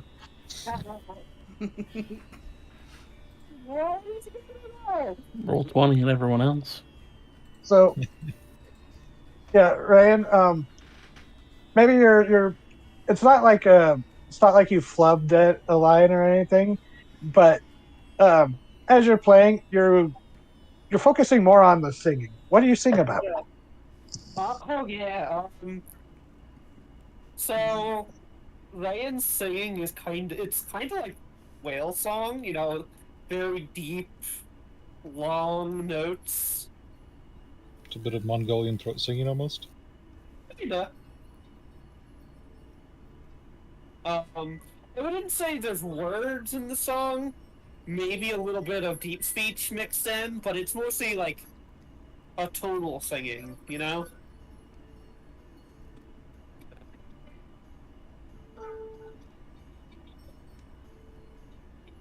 Sorry, I just looked at the chat and saw the audio clip. Sorry, what were you saying, Ryan? Belong to me. There's not really words in the song. There might be deep speech mixed in, but for the most part, it's like it's sound, not words. Okay. Yeah, it's vocalizations. So, Yeah. and yeah, Ferrum seems a little like, oh, that's a unique sound, but we can work with that. And he goes and sets off and like starts singing, um, and accompanying like ditty or like a tavern song, and people get join in, and people have a good time. The rest of you can hear and see Rayan singing and playing along. Uh, a couple of people start dancing, with a partner, with just randomly grabbing someone. There's a little impromptu dancing going on, and yeah, it feels odd, possibly because just like 8 hours before, you were all fighting for your lives against these invaders, trying to protect these people, but now everyone's having a great time, just relishing in the fact that they all survived. But yeah, you have a good, it's a fun little party. Oh yeah. So, Rand, you can play as long as you like. They don't expect you to stay the entire time, but once you indicate that you're done, there's a little minor round of applause as Fram goes, "Ladies and gentlemen, Rayan, voice of the sea," Aww. and Stage name acquired. Yeah, safe but fired. Good. he's a bard. He can come up with some, things like that. So, yeah. So, after that, head over and just hang with the others. Okay. So, yeah. Again, anything the rest of you want to do before we start wrapping up the night? Yeah. I've got quite a lot of. What? Oh, she really deep in the cups. You're gonna have to pull her Corona, you back might into need her to bed. do a lesser restoration. Officially poisoned.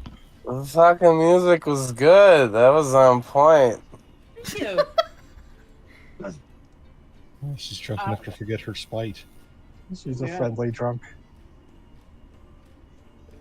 Thank you. I was worried that my singing might be a little unnerving. No, you're doing good.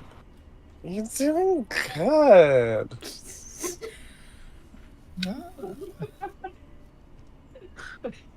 Brian is smiling, but the eye does like look over at Miranda. She's just like, it's fine. She's not that bad yet. We all made it out. We did. We're all alive. And I totally want him. I'm gonna follow him forever, and he was cool with it. That's sweet. This is the first time Corona's heard that, or is Oh, Yeah, absolutely. Yeah, that's the first time anybody's heard that besides you, honey. Ryan was nearby. If Chrono had eyebrows, she would be raising them, but she's also just like, oh, okay. You actually got the balls to say something, but it sounds like you didn't say everything. God damn it!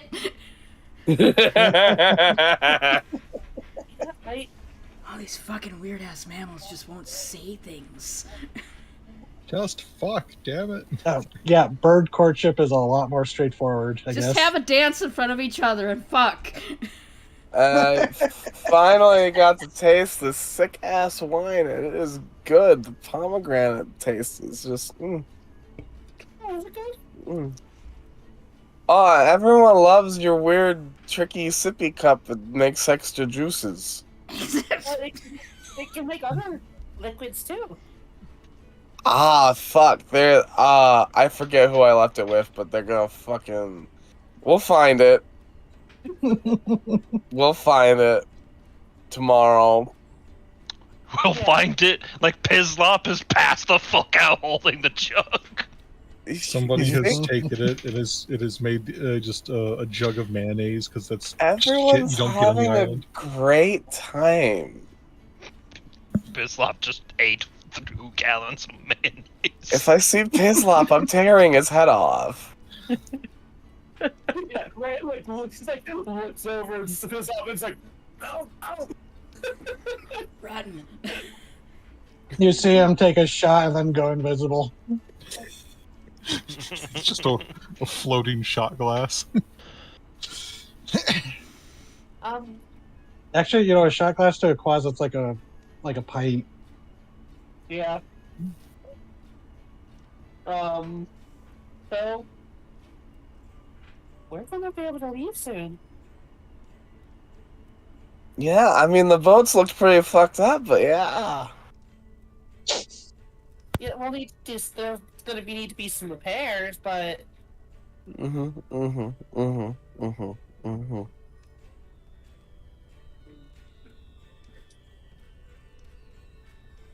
Yeah. you're gonna keep going with Ioane, of course. Yeah, I'm gonna follow him forever. He said it was alright, and there's no take back.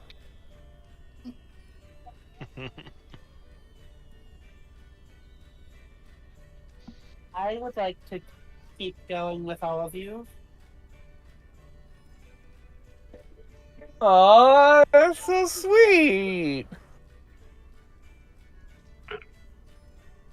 You guys, well, yeah, you found me, obviously, but more than that, you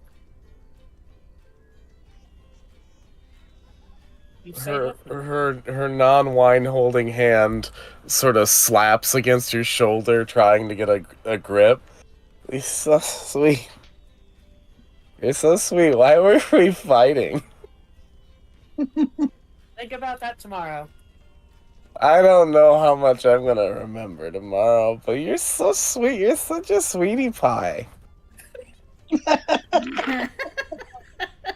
I'll remember this, and God, I'm having flashbacks to one New Year's Eve party and one person who was a complete like kind of a stern person, kind of stoic. They turned into a completely different person when they were drunk, and they acted very much like this. To break kayfabe, this is also how I act when I get drunk. Because I worry very deeply about revealing how there's the sincere side of me, and apparently I get very, very sweet, very openly affectionate, and very openly concerned about people's feelings. Yoko, Ah. you're good. I'm wasted. I mean, you're better than you think you are. Aww. Aww. Sweet pie. Oh, it's 'cause of the bottle. Now I remember. Oh, I was mad because you were trying to open the bottle, and that would violate the orders of the Assassin Guild, and then we'd all be dead. Yeah, I'm sorry about that. You're such a sweetheart because you're worried about the person in the bottle, and they're probably like a serial killer or something, or... Man, oh, you're such a... I can't be mad at you. Corona's just over in the fucking corner, rubbing her face like, Jesus fucking Christ. Serial killer. Probably like a murderer in there, or someone who eats babies or something, you know. Oh, someone who really fucked up. Oh? You know, in another life, that could have been me in there. Fuck, what if it is you in there? Oh my Thank you god. for saying that. What if there's a you here and a you in the bottle? And there could be other yous. There could be a you in the stars. We could be inside a you that's inside a you. That's inside the bottle. Careful, Ryoko's going to unimagine herself from existence if she's not careful. I'm pretty sure that's what a hangover is. I mean, you're not wrong. That's what they feel like. We can deal with That's the what you bottle wish happened to you. stuff. We can deal with the bottle stuff another time. No, but fuck that bottle. We're gonna deal with this bottle right here. That we're gonna do because I still got like half of it left. So, what are you doing off in the distance? As things are winding down, he's untangling himself from the crowd. Oh, before things wind down, there is something that the village would want to do. So, at some point after, not to cut your conversation short, was there more? Mhm. I meant Ryoko, Ray, and Kurono. If there was anything else you wanted to say? No, she's just sitting there watching this and just shaking her head like, you could have just said this out loud and there would be no problem, but no. Yep. And so, at some point, there would be you would all be called over. It's like, hey, gather up. We actually need something important to do.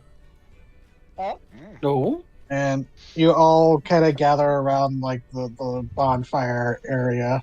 Goes, we figure since you're the ones who helped us out with this, and they hand you the flags of the Crimson Tide and the Pillaging Hell, and they hand the flag of the Cruel Saber over to Captain Sternrunner.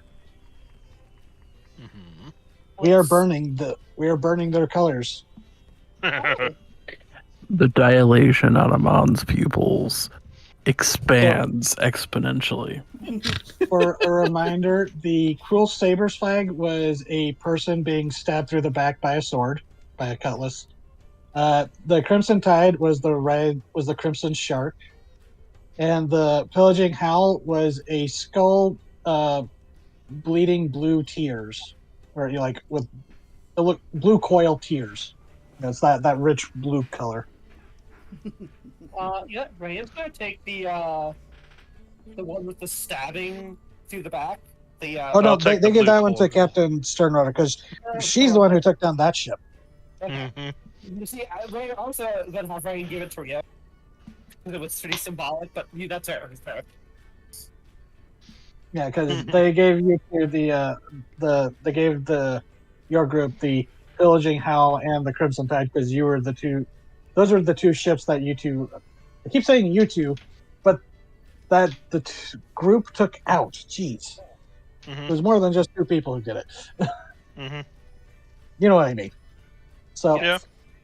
and people are like clapping and like cheering on, and Captain Sternrunner looks to the rest of you, goes, "Well, different life. This could have been my flag." People were cheering about. And she kind of says that loud enough just for the rest of you to hear under the din.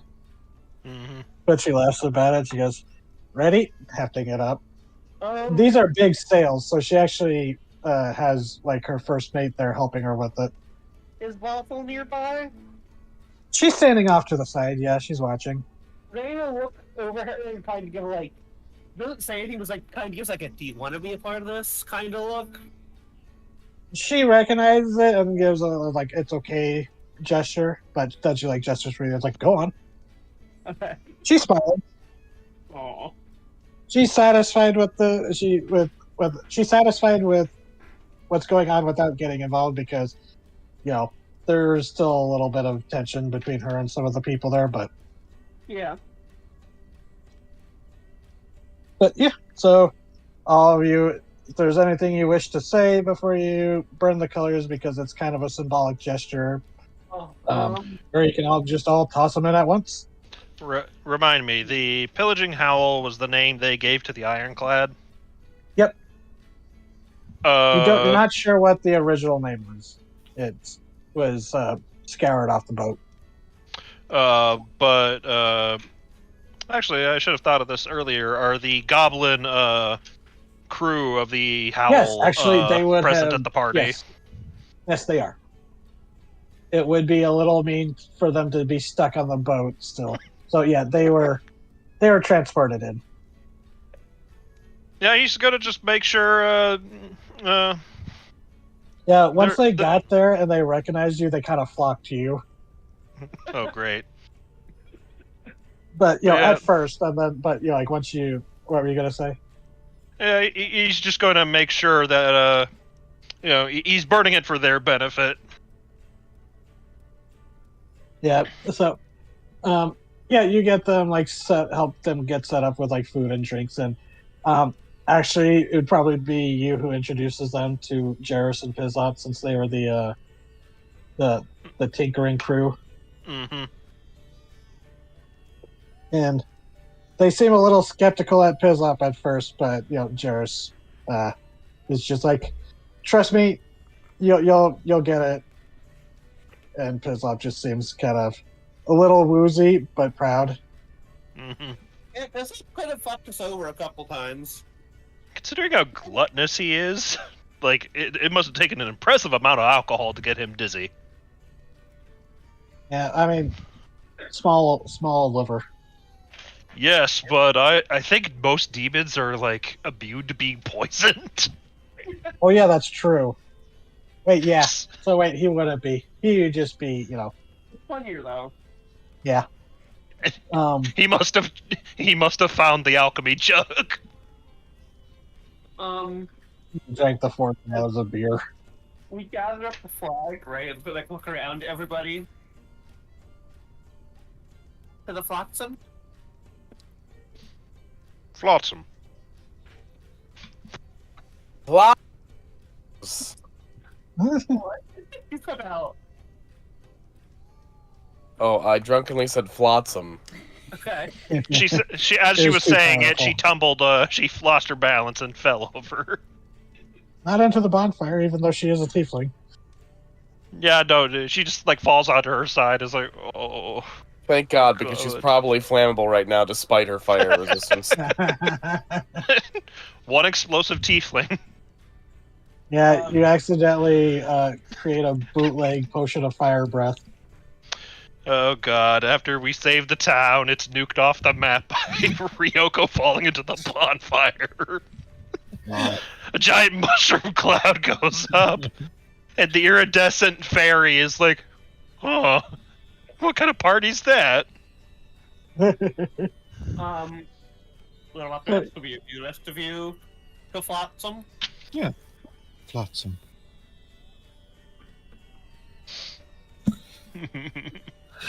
Left. You gather up the. Hotsome flotsam. Verano, come on. What's up? What's up?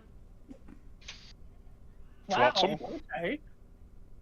We're all gathered up to burn the flag and ready to go. Oh yeah, no, Yeah. Amon's there. He's Yeah, I'm standing here. go ahead. He's like gonna be waiting for let's burn him, burn him.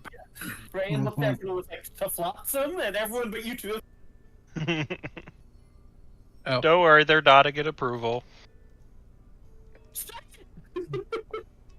To be fair, you cut off a lot on my end, and I couldn't actually hear what the hell you were saying. So all I heard was we were burning the colors. And Oh, was I cutting off? No, it was Ray and it Okay. suggesting things. So, yeah, you all do this cheer of Flotsam, and with Captain Sternrudder, the dwarf, whose ship you wrecked in on. Mhm. You toss the colors of these 3 pirate ships into the bonfire, and they catch fire.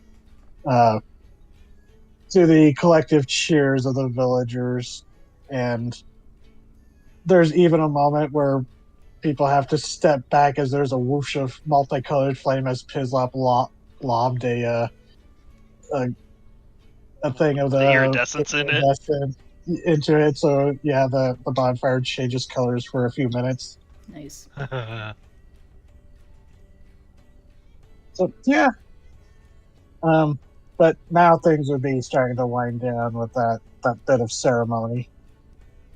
And like Matilda, she would say a few words talking about how, once again, thanking you all for your assistance, but also talking about how everyone at the village, this wouldn't be possible if everyone hadn't worked together, that kind of thing. And, saying that even though, she would go on to say, even though some of us may be going back to their lives off this island, those of us who remain want you to know that you will always be welcome here in this place that is your home. And and she goes, and that extends to all of you as well. Thank you. For as long as our villages stay here, this will be a home port for you. And even Utratu says, while it was regrettable that the rest of the moon scale couldn't join, he basically gives the same sentiment, saying that you're all forever friends of the moon scale. Mm-hmm. But yeah, things started to wind down. Fireworks might be a little much. Fireworks have been going on for hours. The fire mages are finally tired. Where'd they get all They're that out of gunpowder? Probably from pirate ships. Yeah. Oh, that's clever. Yeah, We repurpose the gunfire, the cannons, and turn into fireworks. yeah, there was a lot of gunpowder and blast sand and ammunition. There's just so much ingenuity in this town that we live in right now. It's just, you gotta admire it. You gotta admire it. You gotta admire it. Yeah, you gotta admire that. You gotta admire that about them. No, I'm good. I've got about 5 bottles left, she says, looking at her hand. But don't you save them for the next celebration? No. We're gonna blow it all on this one. So, I think you said you wanted to do something when things are quieting down? Yeah. He's just gotta look at Ryoko. Was like, I think she probably needs some help. Yeah.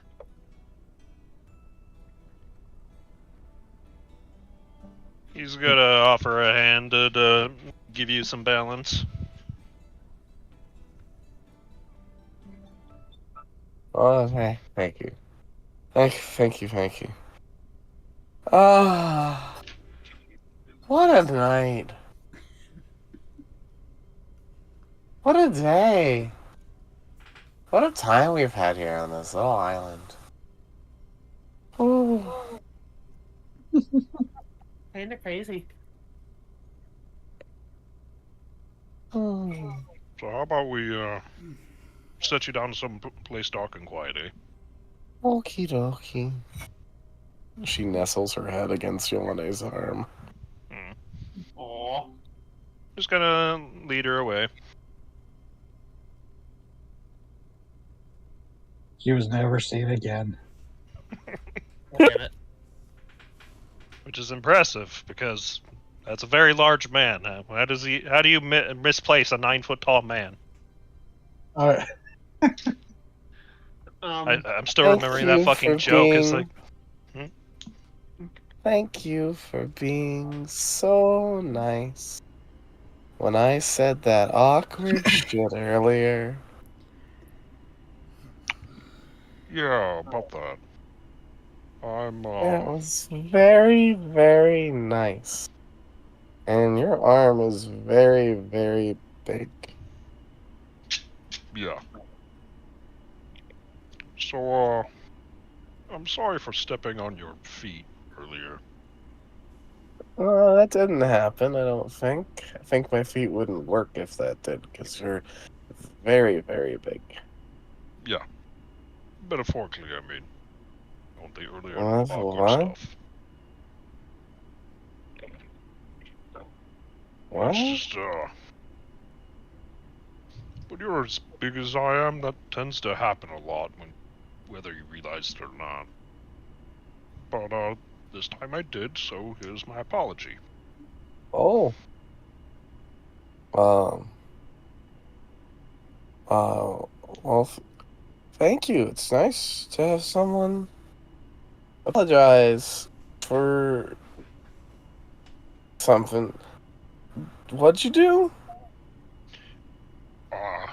It's just, I know it took a lot of guts to say what you said, and I just want you to know that it didn't go over my head. I just didn't know how to respond to it at the moment. Oh.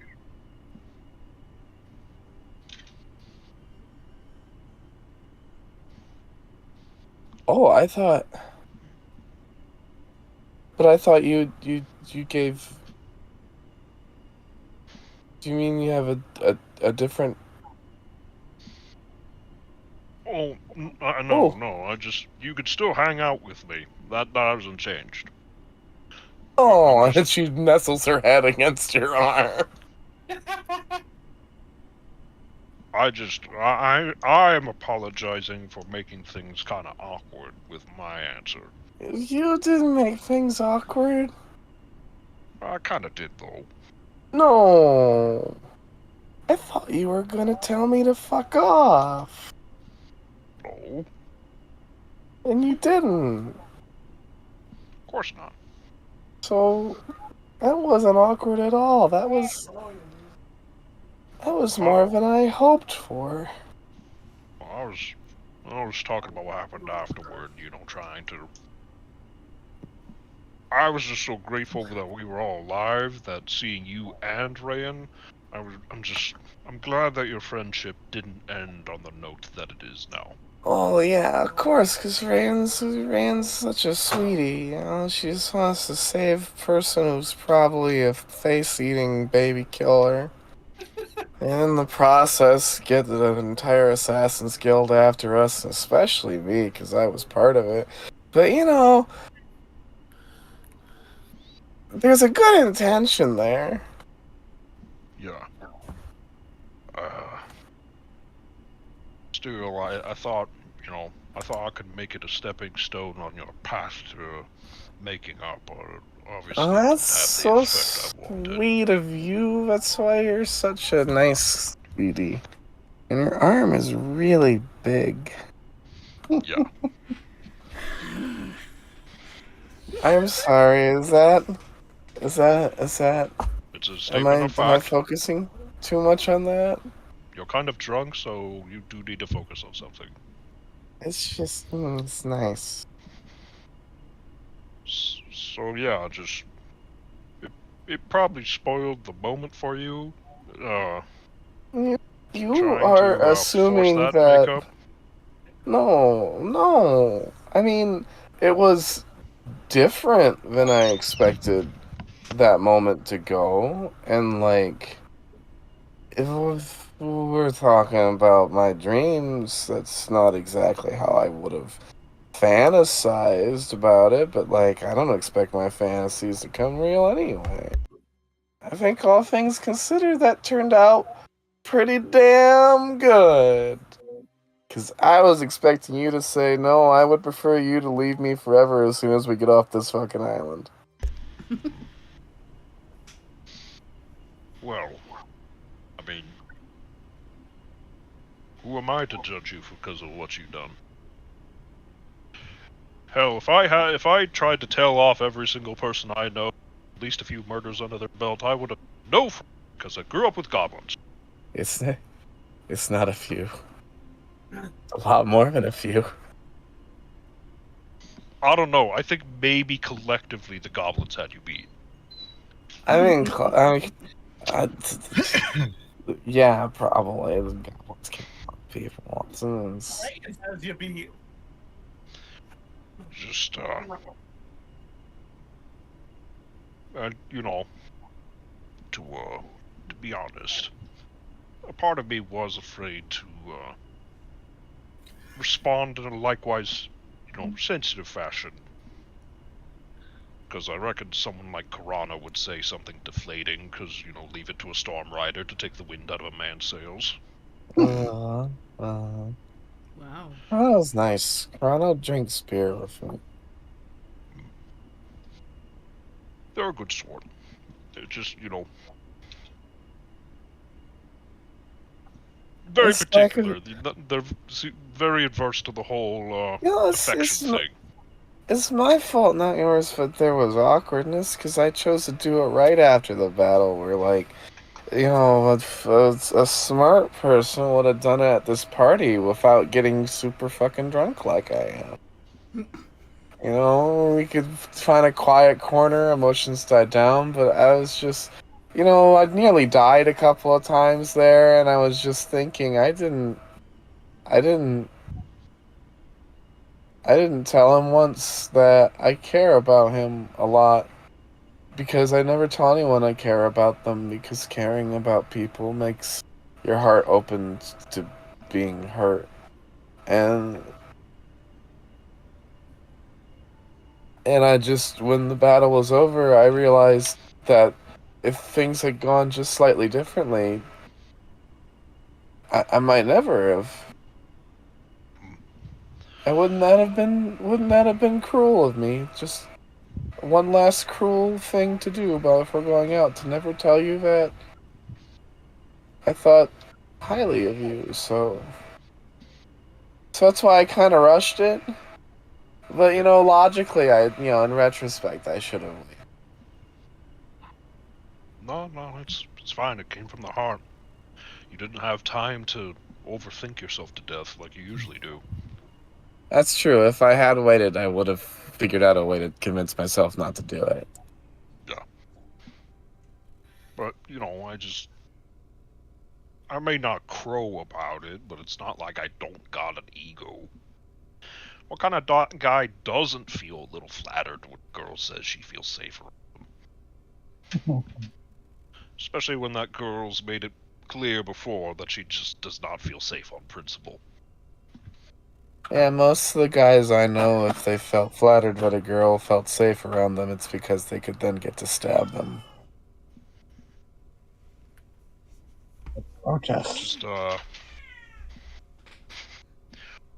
what you said obviously meant a lot to you. Otherwise, you would have bottled it up.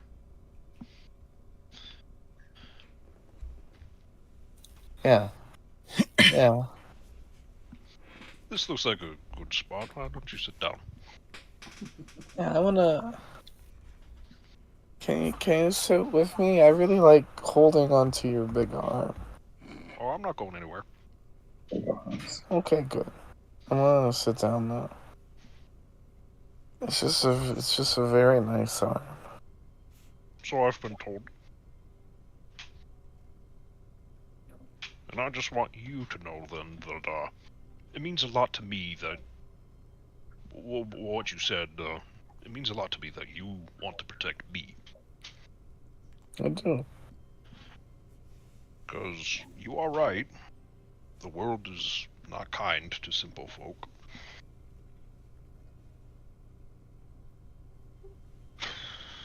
I have been used in the past by people who I thought were my friends. This was a long time ago. We were just kids, but just because I don't wear the pain on my sleeve doesn't mean I've forgotten about it either. You told us about how you were helping that lady, and that's what got you into trouble.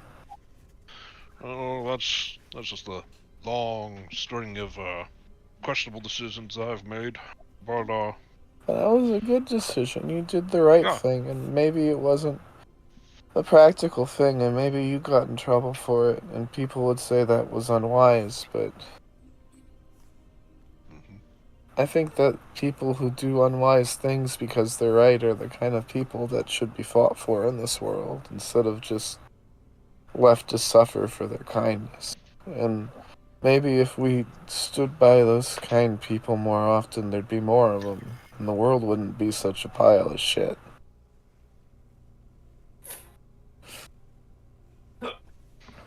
It's funny And how I'm- you remain wise. About to pass out. And I've never been a super kind person, and I haven't done a lot of kind things in my life, but I mean it. I really do want to make sure that you're safe, and that you get to keep being kind. I gotta thank you for that, because I learned a long time ago that it doesn't matter how much bigger and stronger you are. If a bully learns that you tend to got soft bits they can poke and prod without so much as laying a finger on you.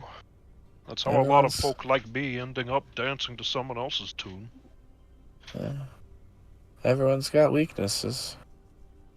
That's why we need to help the people that we love, so that way no one exploits their weaknesses, because we got different strengths and weaknesses, and that's how we win. We cover for each other. Exactly. So I just... Growing up like that, I had to learn how to be strong on the inside too. You know, gotta be a rock, and in this world there's so many people just paddling and floundering, barely able to keep their heads above water, that they'll cling to whatever rock's in their reach. And I've been that rock for a lot of people. Folks look at me and they see a man as big and strong as any ogre who throws himself at the biggest of beasts, doesn't seem to sweat anything, so they swim towards me for help. And I don't mind. I am big, and I am strong, and I like helping people. And you're good at it. And I'm damn good at it. But, here's the thing I keep quiet about. It's exhausting being so strong all the time. You give, and eventually learn not to expect anything back. Not because they're cruel, that's just the way of things. The strong don't need help, we are the help. It feels selfish to ask for it. And it's not the same thing as, oh, you know, Yowane's fighting a monster, I'll go help him out.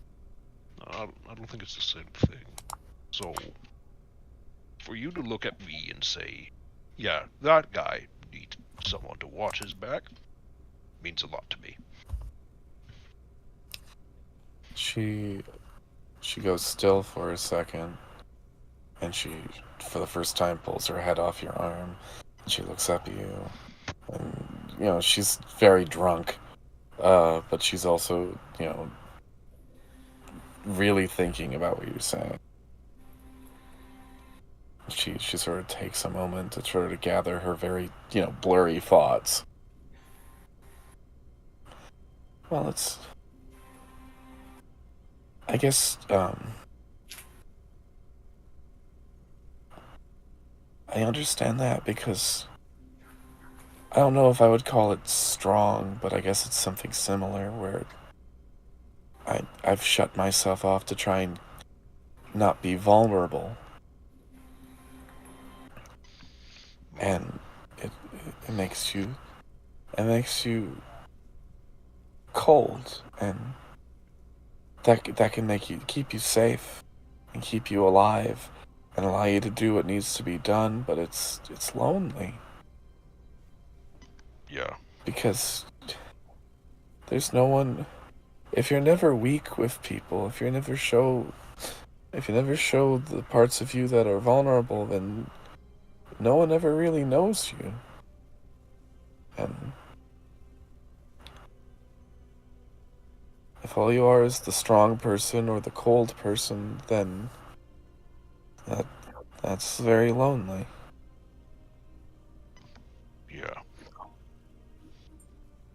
Yeah, it is. I don't think you should be lonely. Thank you.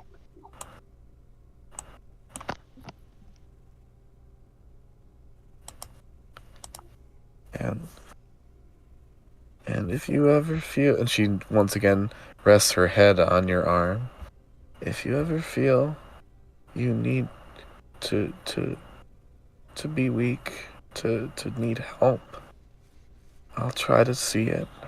And if I don't, just let me know, and I can be strong for you.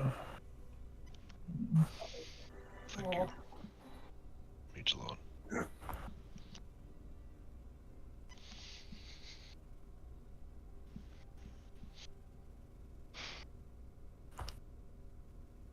Alright.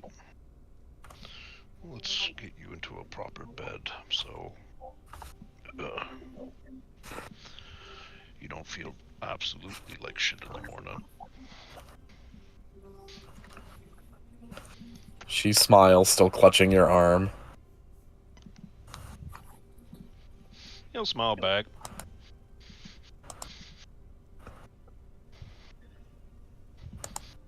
Make sure she's gets into a proper cot. Mm-hmm. And That's she what I falls got. asleep. Oh, good. That Smiles, was nods. enjoyable. And he'll take his leave, and not quite sleepy yet, but because for as much alcohol as he shared in, he didn't get enough to get drunk. He is huge. Yeah. Because at that point, it's like, see, if I'm drinking enough to get me drunk, that's being greedy and taking more from everyone. Oh no. Pound for pound, more people can get drunk. Yeah. Why you need to drink the real potent stuff. It's actually true, but sad. Mm-hmm. Are you like giving the vibe of wanting to be alone, or No, he's not giving that off.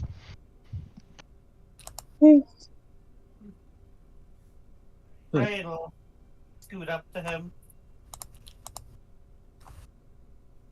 You doing okay? You want it? Oh, yeah. Ugh, just winding down. Yeah.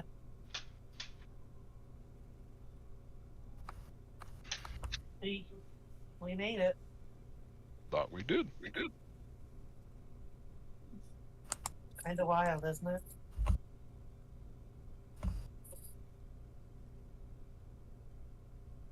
I've been through all sorts of crazy shit. Shit, that's crazy. No, not this crazy, but still enough to get, situations that you definitely think in the immediate aftermath, I should not have lived. I'm glad you lived.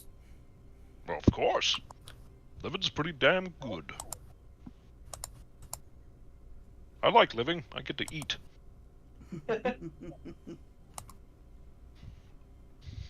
I like living too.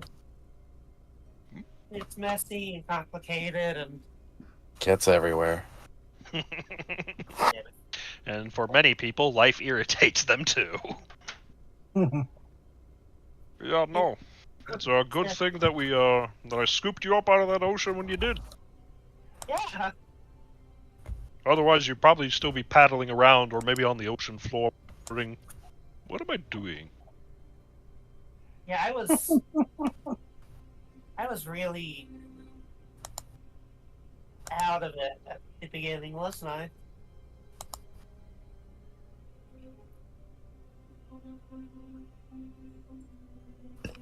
I didn't even know how to speak Simon at first. Yeah. I mean, nobody does. You don't?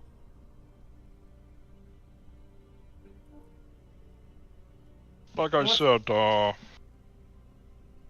you know, you're living the whole, getting the full experience where you start off knowing not much about anything, and then after a while you think, I still don't know if this all works.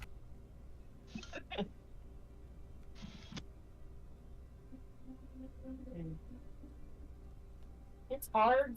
It's, you understand how hard life is. Hmm. But Life's tough, but I'm tougher. That's how you keep your chin up about it.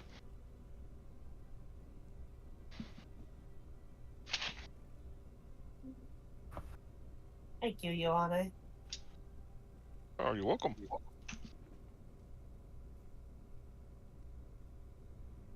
Because, see, now I am just thinking about you being on the ocean.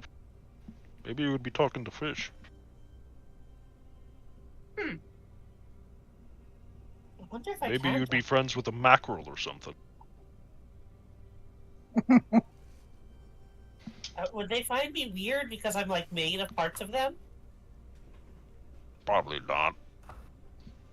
I've seen some There's a really lot of weird sideboard. fish. What's the weirdest? Whoa, there's a lot. Probably the one that exploded upon contact with air. Yeah, there's that. There's some really weird shit down in the deep. In most places, I'm the thing down in the deep. Uh-huh. You haven't exploded yet, so that's good news. Actually, I Well, have. it's not for lack of trying. I've tried. I have exploded at least once. Remember when I shoved the wand into the adversary's face? Mhm. Also, the warbird.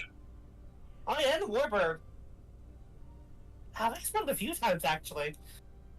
There's a world of difference between, explosion going off in your face, and then you just. Also, That's fair. just adding my own little commentary.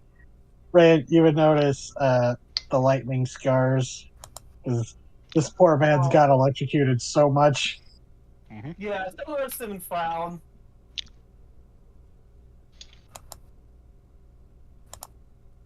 Oh, that, don't worry about it. It's gonna be a funny story.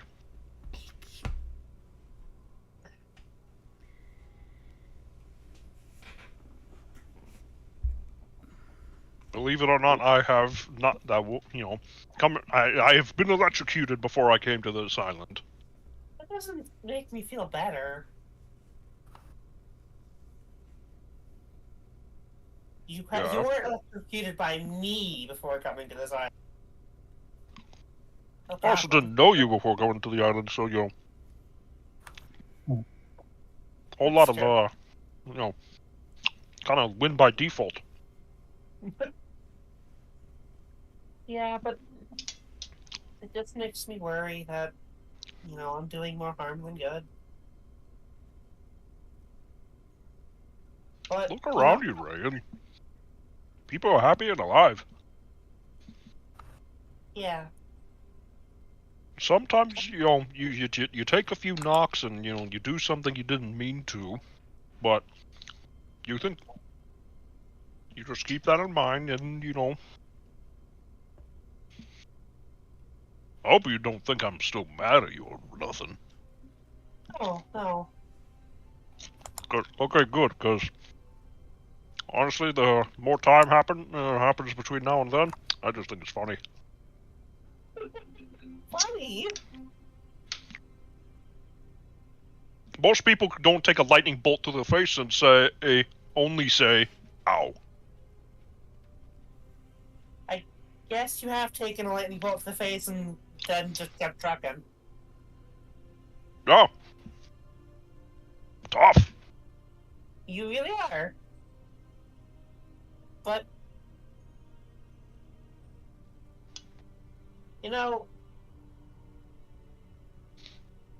you don't gotta be tough all the time, right?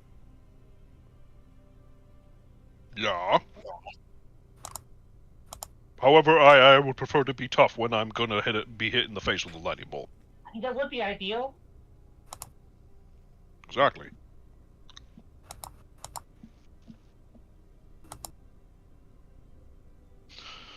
Don't worry, I think about it. I keep it in mind.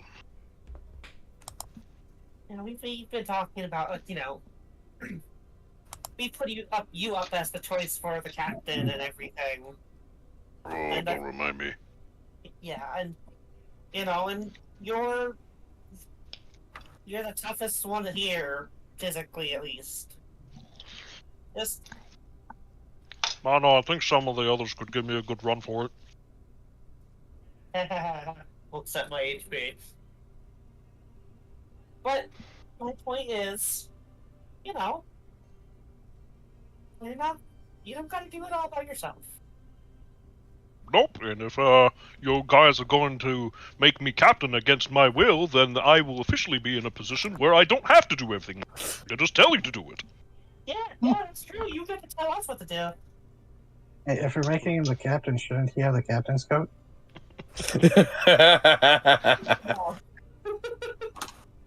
Oh, speaking of captain's gear, Amon, you still have Captain Gribben's hat. Oh, I don't think 100%. that's ever left his head. Has he been wearing it during the party?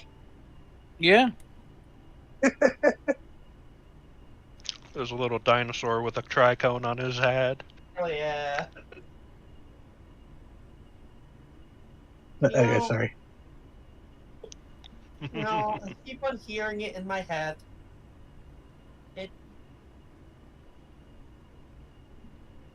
can't remember who said it the first time. Might have been you, actually.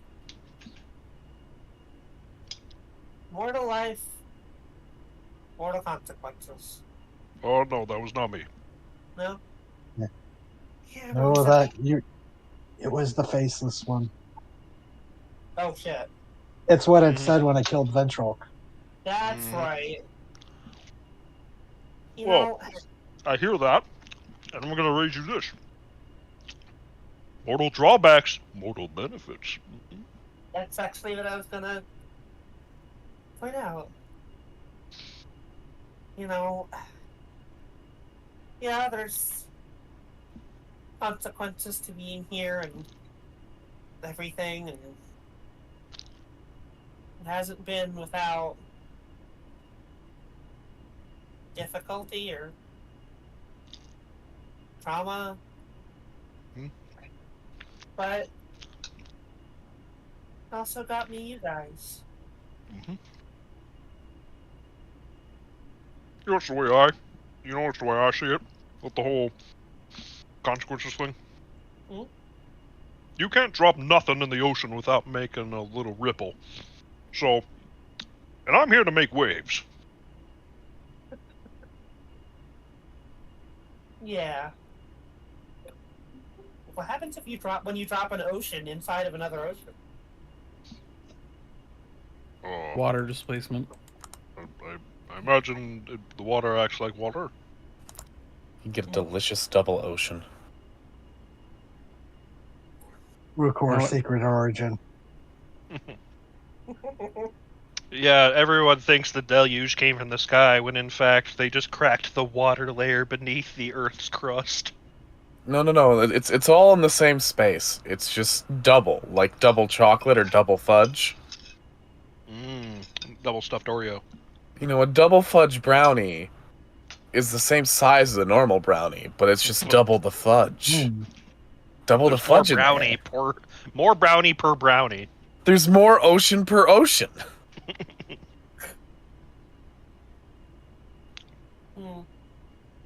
Nice coat. Yeah, it looks nice, doesn't it? Yeah. Though, probably want to wash that. Oh yeah, definitely. I just thought it looked cool. It do. That's probably why she had it. Does have It's magic. Does have a bunch of enchantments on it.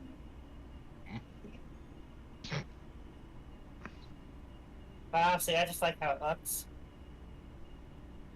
Yeah.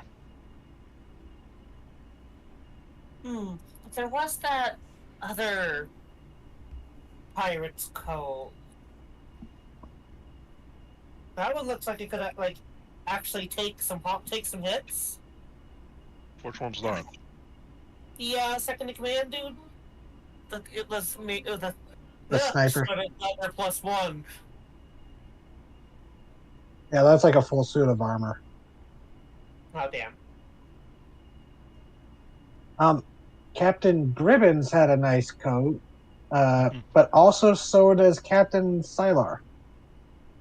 He's not dead yet. Don't kill him. That's for the people's justice. Did Gribbon's coat survive? What's that? Did Gribbon's coat survive? It would probably need some mending because you guys did do a pretty brutal fight and it wasn't a magic coat. But, it'd be able to be patched up pretty easily. You have mending and such. And I'd say, that probably got picked up too. Because you took his, that was also something you probably gave to Jairus, was the tech pack and his sword. Yeah. I mean, right back until, speed waffles. Okay, so anything else anyone else wanted to do before we, I guess, end for the night? Yeah, I Ryan wants to go grab the coat and come back Yeah, real yeah. quick. And Okay, yeah, I know. I was just saying in that interim. And the stud level +1. I don't think anyone else can really benefit from that. Ryoko would. Mm-hmm.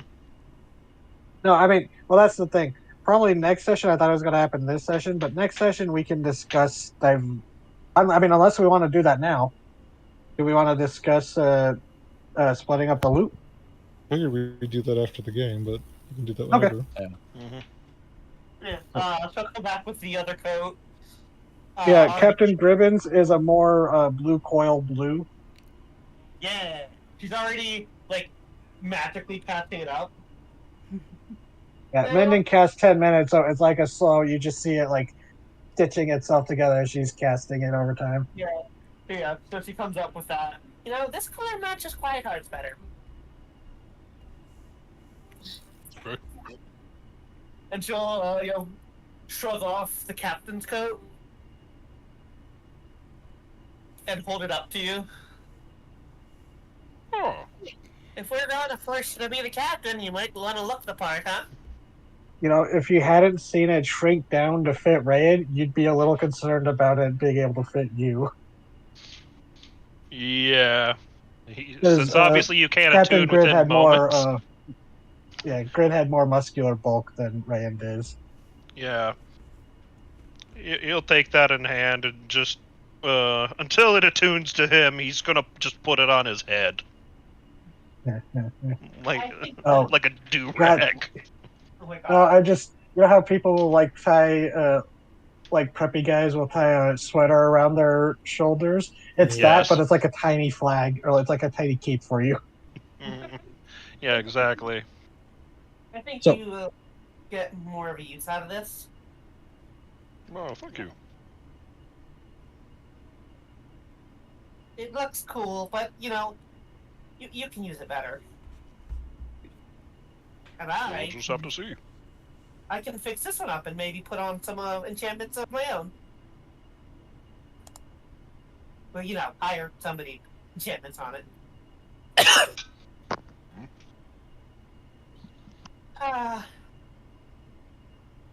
Oh wait, I just realized I do have a figure of Captain Sylar. Oh, are you gonna convince me to go steal his coat? No, I just realized I had a model because I made a model of quote unquote a Federation captain. Yeah, this guy. So you might make me go steal And his supporting coat. cast. Let's see.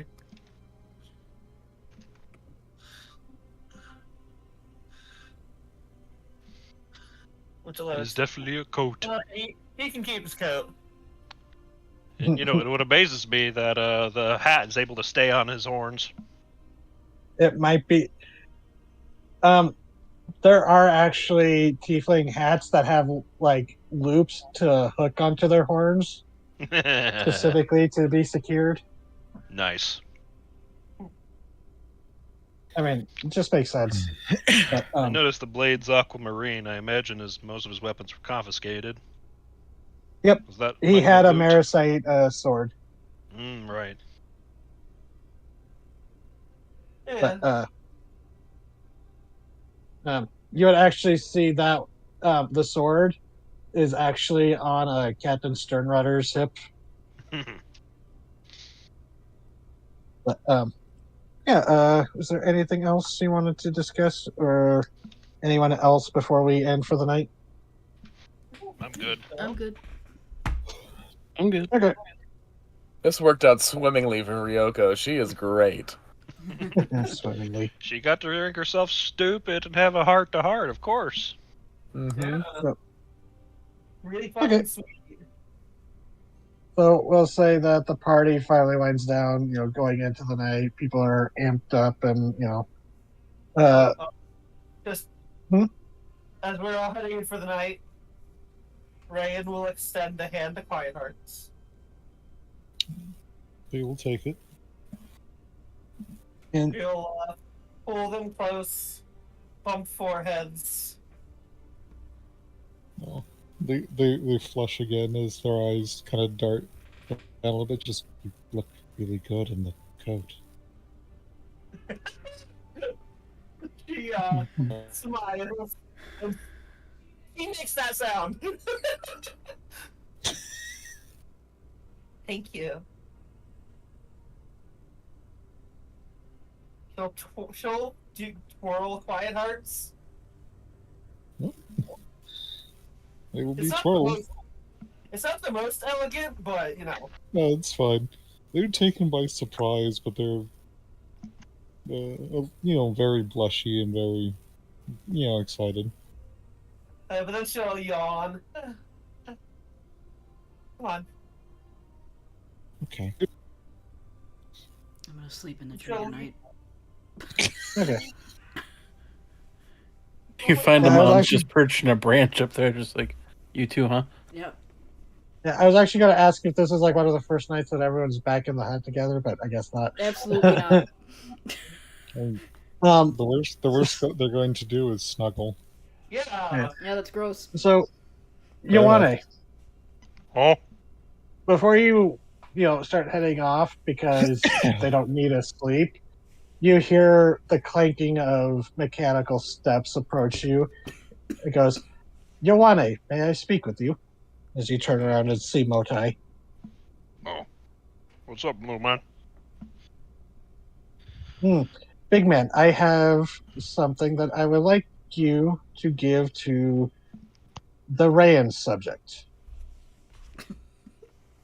Well, perhaps a delayed delivery.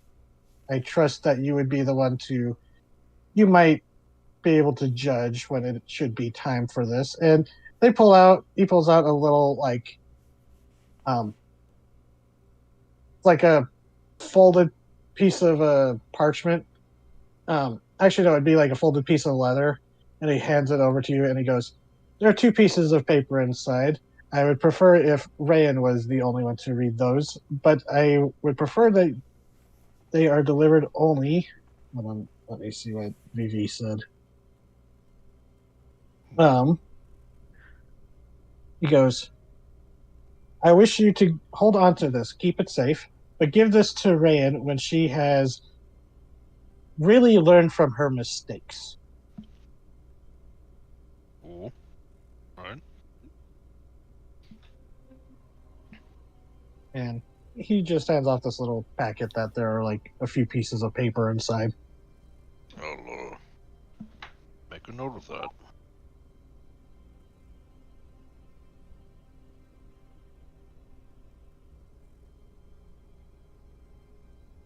Need anything else? How was the party? Fascinating. Nice work with cannot the lightning tower. Oh yes, I am pleased to see that it worked as intended. and so effectively. That strange storm serpent seemed to enjoy it as well. I bet. Sleep well. Good job. And remember, save it until she has learned from her mistakes. They were mistakes and they must be learned from. But everyone deserves that chance. Yeah. And he gives a nod and just kind of rotates in place and marches off. Having recently watched Return to Oz, I'm just imagining him waddling away like TikTok. Maybe not that waddly, but yeah, there is a gnomish waddle to him. Yeah. But yeah, that was pretty much the final thing. Just wanted You'll turn in. Vivi wanted me to include that. Sure thing. Aw. So,